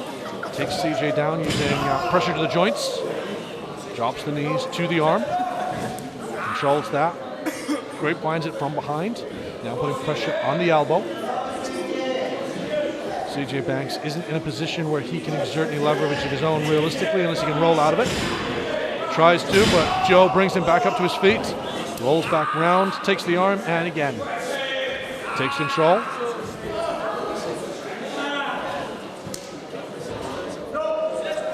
Hand placed firmly on the shoulder. Wrist lock from behind. Forces the arm to stay against the joint.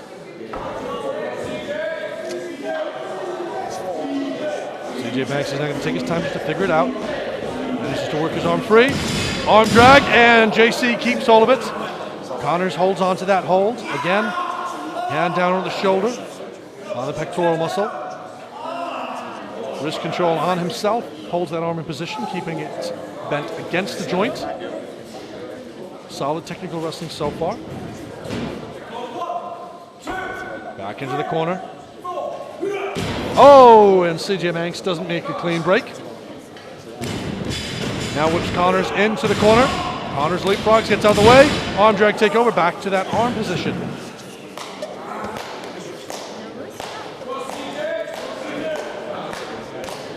Now Connors isn't likely to win a match like that, but given his technical background, his technical proficiency, he can utilize a variety of submission holds himself. He can also utilize a variety of strength holds in this particular position. And he's not exactly a skinny waif of a kid with no strength. Good thought process there by CJ Banks. Was aware that his shoulders were down on the mat. Didn't want to get a pinfall on him.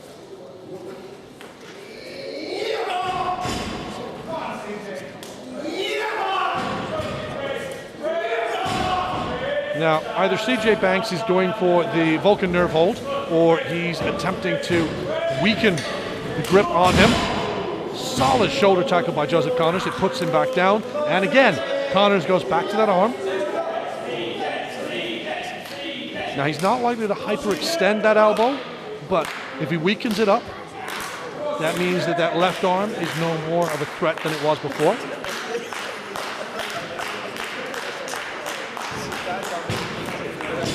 CJ Banks rolls through, cartwheels through, under, arm drag, and he now returns the favor. Locks on that joint lock. Like I said, this isn't going to win matches, but it's going to tire your opponent out. Oh, and nicely done by Joseph Connors. We're going to see a receipt on that one. And the referee, Cowboy John, is in position, just keeping an eye on where the shoulders are.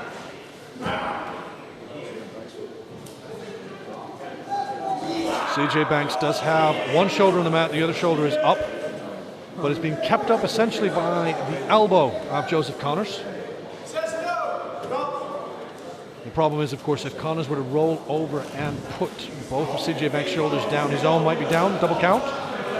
And in a 2 out of 3 falls match, you don't want to concede whilst getting one and take it to a single fall. Nice roll up. CJ Banks kicks out. Variation of a Mahastral, kind of.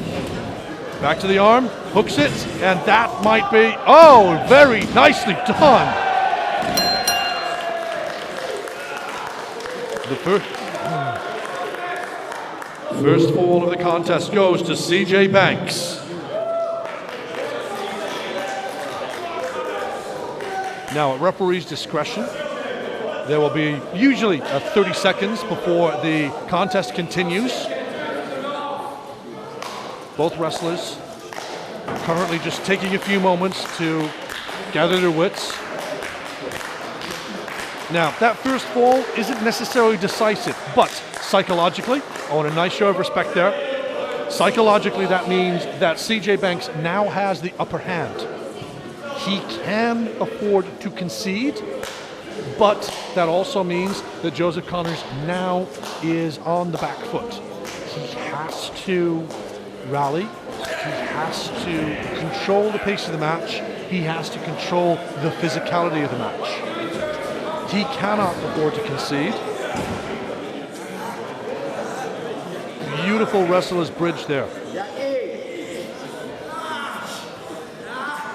Now Banks, if he's got any nous about him, will try to kip up, drop those knees into the abdomen. But Joseph Connors instead just pushes back. He forces back. And, okay, it's a strength advantage, and he pushes CJ Banks over. Now Banks, again with a beautiful wrestler's bridge, rolls him way out, grabs it, finds his way through, lateral press, 1 count.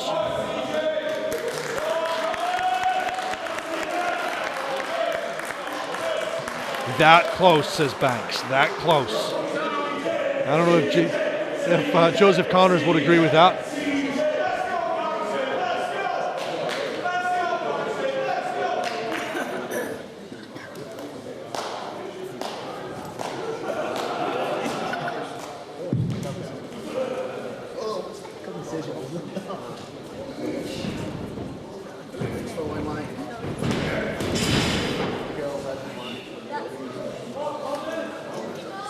Now, who actually has the advantage there? So CJ Banks has waist control. Oh, but beautifully done by JC. Drops down, rolls through, takes out the foot, takes out the ankle rather. He's able then to force his way through. He now has control over Banks. Banks drags the chin back. Now from this position, I gotta say, that didn't look like it was both shoulders. But Cowboy John is the referee. What he says is what goes.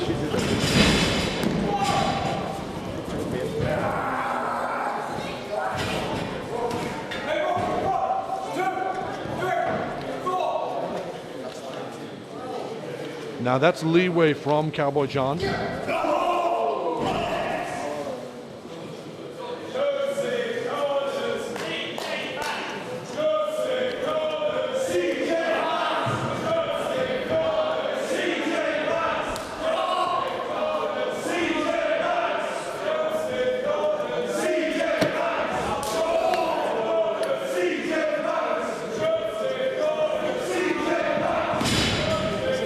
Snapmare out of the corner, crucifix into a pin.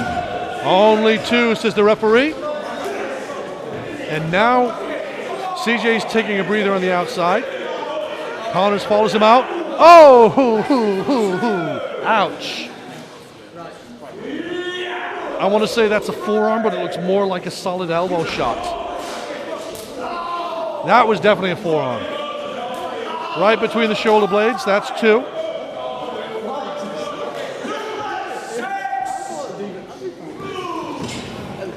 Now, as I stated before, if you get a double countout, then that would be a decision against both wrestlers. Joseph Connors cannot afford to concede anything else now. Beautiful snap suplex. Rolls over. 2 count. He did hook the leg, but he didn't put enough weight across the body, or possibly CJ Banks isn't quite that debilitated just yet. Single leg takedown. Now this is the point where I have to wonder if CJ Banks has maybe taken a page out of the book of one of his old compadres over in the Hindley days. One of the other competitors I used to see regularly over as part of that crew. Wrestled at that time as the name Toxic, which then became Jack Toxic. And you now know him these days as Jack Gallagher. And obviously Jack does have a legitimate MMA background, as also does another Jack, I believe, formerly known as Dark Side. So it's quite possible CJ Banks has picked up a few tricks from both of his former compadres over on the Hindley side.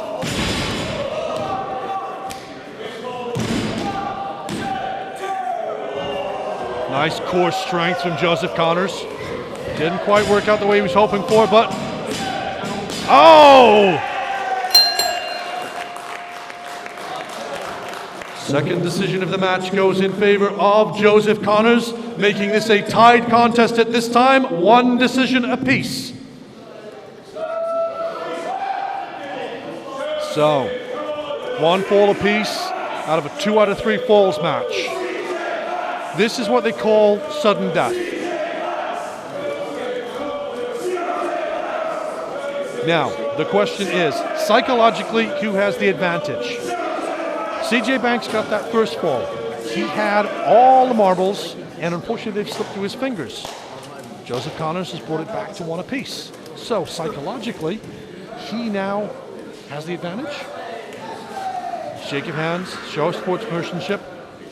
Yes, I know, sportsmanship is the one that flows off their tongue, but you know, 21st century, so shoot me.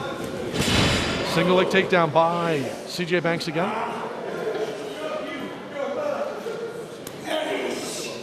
Now, whether you can see it or not properly, he's actually got Joseph Connor's leg grapevine with his own legs.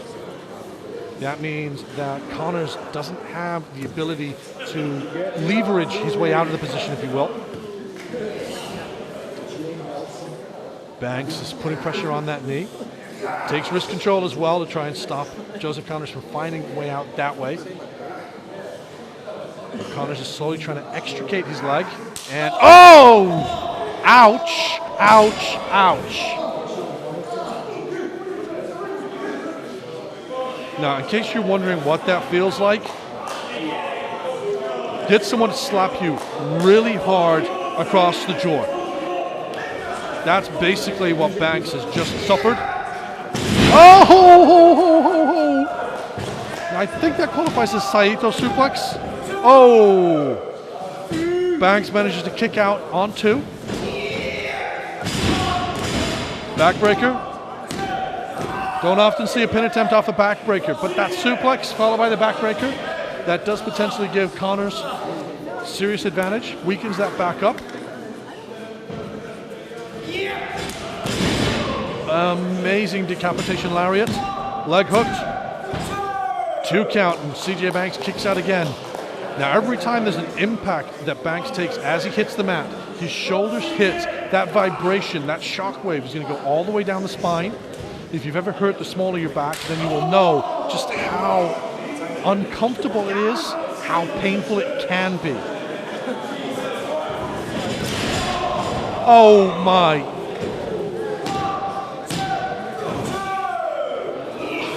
The ring actually moved with that Irish whip. And it moves again. And CJ Banks keeps kicking out. And just, how does Banks keep kicking out? I mean, seriously. I mean, the whole pound for pound thing, yeah, you can argue that that's just a gimmick, but seriously? The amount of punishment that his spine has just taken, therefore the amount of punishment that his core, how weakened it must be, and yet he is still able to kick out. Connors goes back to what brought him to the dance. Take the gas out of CJ Banks' tank.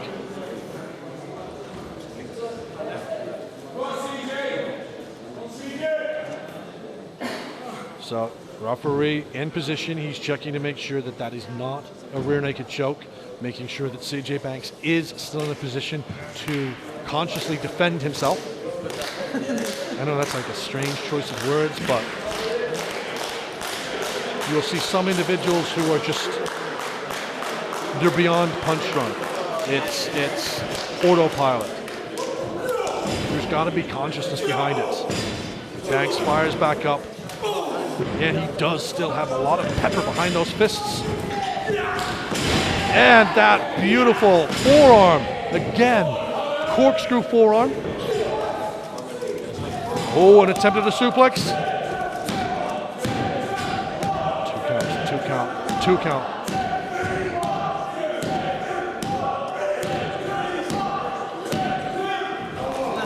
Beautiful by both men. Sunset flip.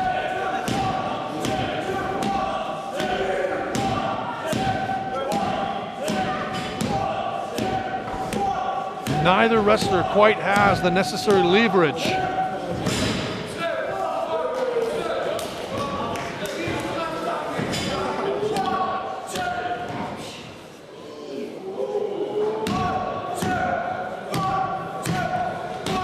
Now it's just minute changes in position. Just that shrug of the shoulders.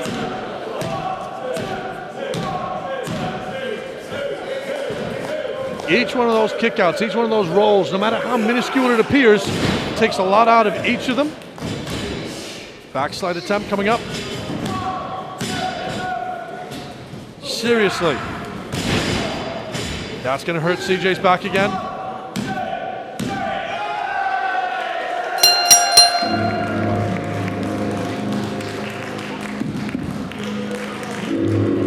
And the winner of the third and final decision of the match, Joseph Connors. Meeting Joseph Connors wins 2 decisions to 1. The winner of your contest, Joseph Connors.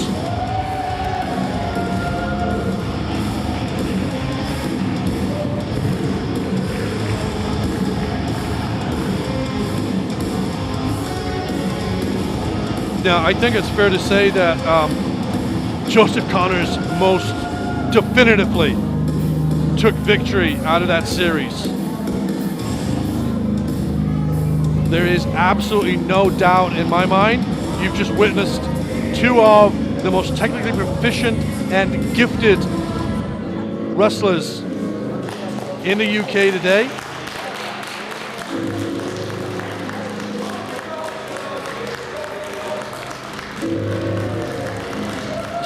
States of CJ Banks back from where I'm standing.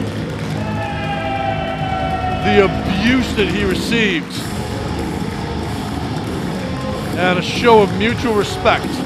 And that's what this has been from day one. From the first time these 2 met in a TCW ring, there has been mutual respect. Undoubtedly, no 2 ways about it. Joseph Connors can claim, well, first 2 matches were a fall apiece. He gets 2 falls over. That puts him 3-2 ahead. You hear it said often, fight forever. Yeah, I could quite see them doing that again, and again, and again.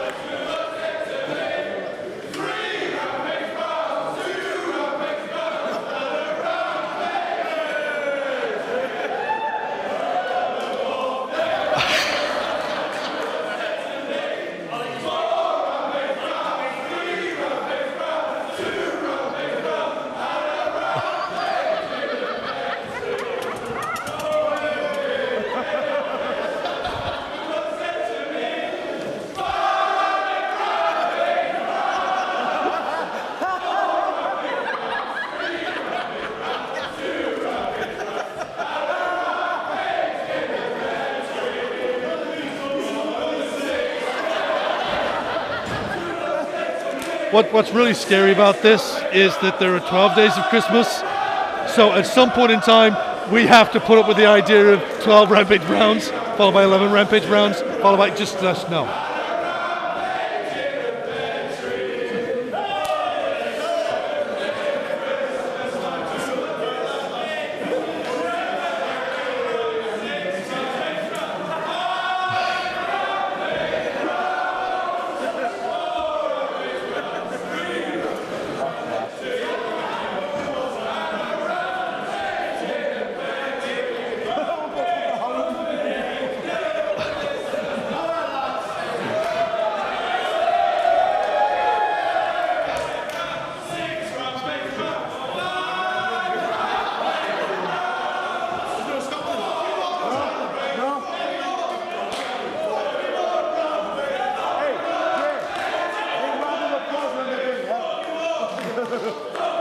Okay, so I'm going to suggest that there may have been a little too much alcohol consumed by a certain section of the audience.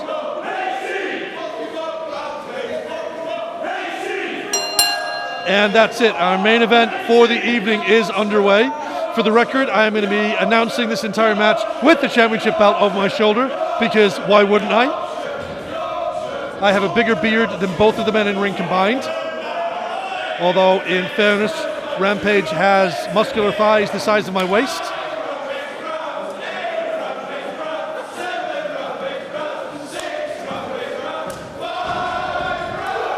Now, this match will be contested under Tidal Championship rules, which basically means anything goes.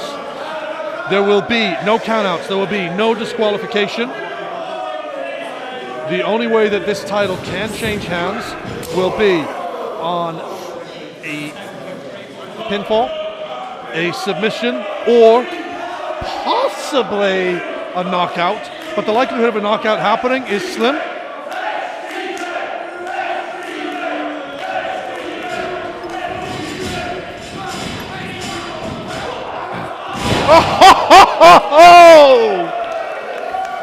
Now, let me just state categorically, Rampage Brown is just a complete and utter bull. If you look at the size of him, I've had conversations with people before about what a quote-unquote real man looks like. Good God Almighty. And I have often said, somebody who looks like they can chop down trees with the side of their hands and then carry them home. And that's pretty much Rampage Brown. And I'm every time he hits one of those moves, I feel that the commentary is going to need a beep because, damn! Now, just as a little aside, the very first title show that occurred in Leeds occurred at a defunct venue now called the Cockpit. I attended it. The main event of that particular card was Rampage Brown versus Colt Cabana, and I rather foolishly at one point called Rampage Brown a bitch. And he actually challenged me to get in the ring. If you go back and look at that show, I did actually make it up to the ring apron and then decided, what the hell am I doing here? Colt Cabana has taken me to charge over that one since. He's taken me to task.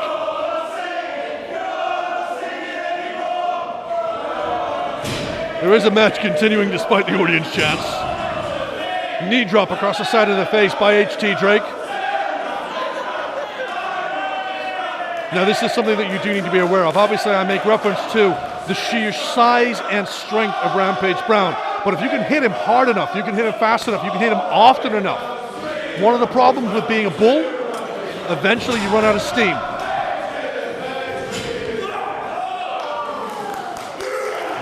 Oh my God.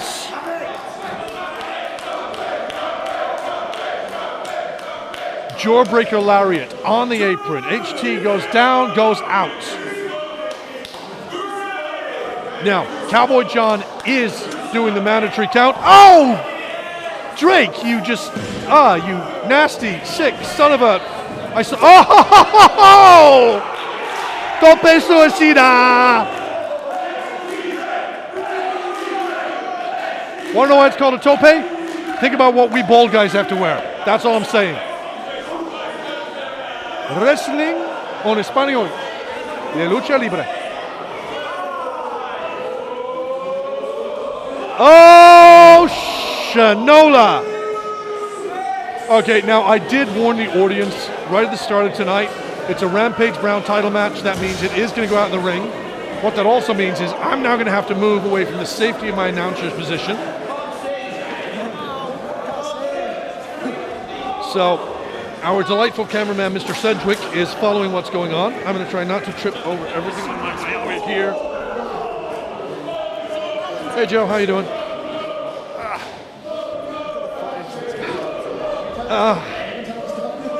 Joe Atherton, ladies and gentlemen. All right, what's going on over here? Oh, good. Okay, so I think that since we're in church, Rampage just tried to exorcise the lungs of HT Drake.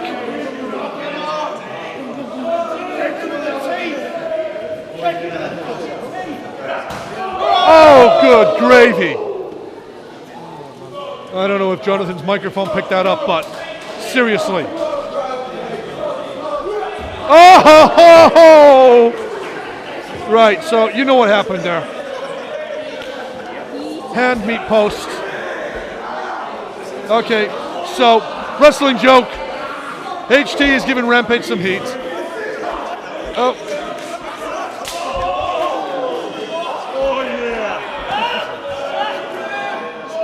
Okay, so now it's time for HT to get some heat.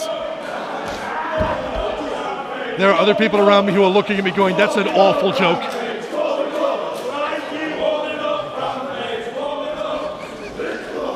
Well, you can't fault the humor of the audience. Barriers are taking their fair share of damage. So back into the corners. I've just realized I've left myself in a really, really bad position now for doing commentary. There are no barriers. I'm not up on the stage.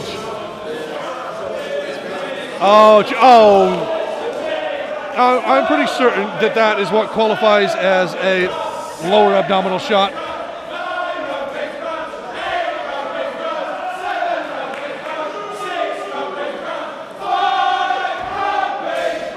Well, you can hear that. Drake's back into the ring. Rampage follows up. Elbow drop. In position. 2 count, says referee Cowboy John. Right, I need to get back to where I'm supposed to be.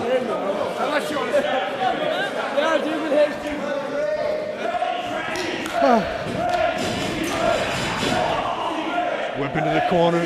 Spear into the ribs. Whip into a decapitation lariat. 1, 2. And a kick out by Drake. And another kick out by Drake.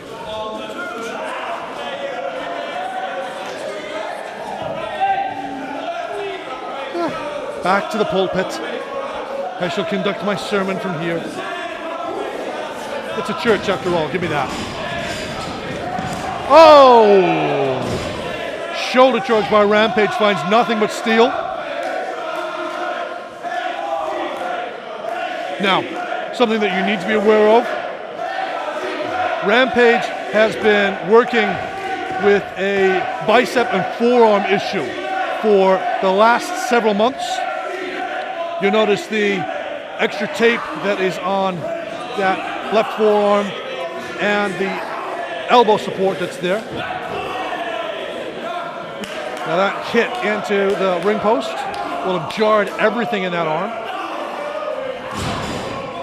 As I've made reference to in previous matches, talking about injuries that people are carrying. Something like that. Oh, good gravy. I had a horrible feeling that was going to be a back-to-belly pile driver. Drake was very fortunate to get out of dodge, so to speak. Roll up. Rampage managed to force his way out. And it's a code breaker! 1, 2, and a kick out by Rampage Brown. Okay, so yes, I'm fully aware code breaker tends to be what people call it now. It's had many other names before. I'm sure it'll have many other names thereafter. Rampage trying to get himself to his feet. HT Drake up on the top turnbuckle. Rampage has no idea what is behind him. I'm not too sure what Drake was going for there. Didn't get out of dodge though. Oh! Side suplex. Lackadaisical lateral cover, however. Only a fraction of his body weight on Drake. Didn't hook the leg. Drake rolls to the outside. Now he can't be pinned from there, but Rampage is going to bring him back in. Whip to the corner. Goes for a clothesline. Big boot for Drake. Oh! Nasty bulldog. And a kick out by HT.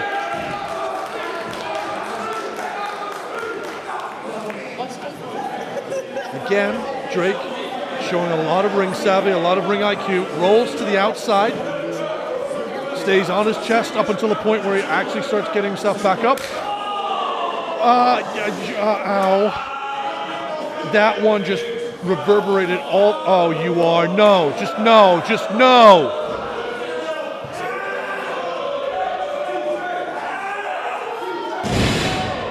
Well, that, I think, just ended a lot better than it could have done for Drake. I wonder how much energy expended doing that.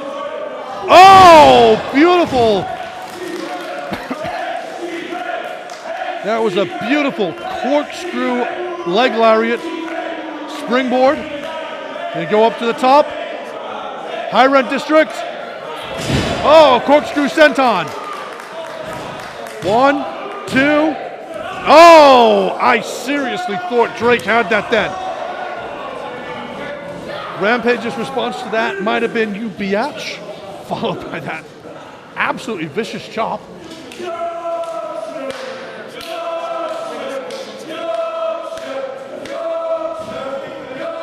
HT, up to the second, up to the third. Oh, Rampage follows him through. Pretty certain that definitely qualifies as a Saito suplex.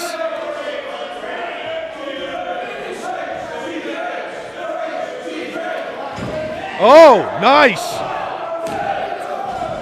Rampage went for his patented pile driver. Drake managed to roll it round. Corkscrew, crab, call it what you want. Got into a small package type roll up. Yeah, I did just say small package type roll up. Shoot me later.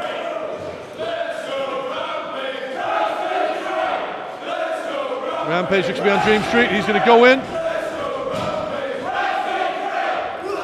Oh! Third floor codebreaker. And, just seriously. How do you kick out of that?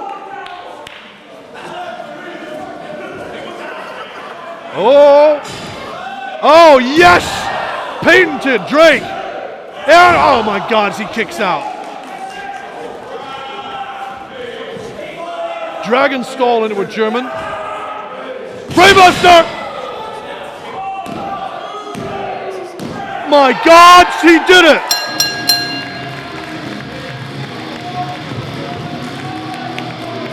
Ladies and gentlemen, your winner and new TCW champion, HT Drake!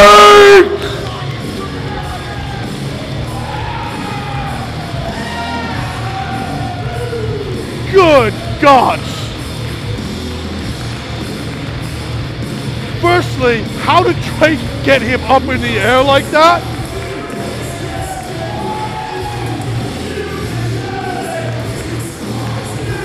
Well, all I'm going to say is, sometimes you got to take the bull by the horns, and he did.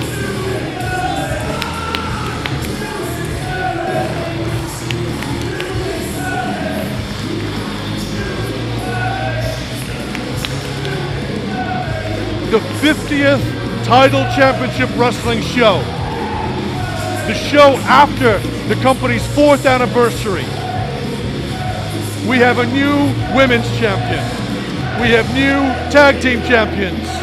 We have a new open champion. And we have a new company champion.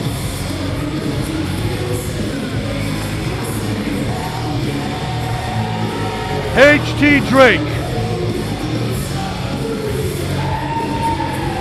Ladies and gentlemen, I've been Al Tepe. This has been Tidal Championship Wrestling. We thank you very much for watching, be it on DVD or on stream. And we will see you again, hopefully, in February of 2018 for High Tide 2018.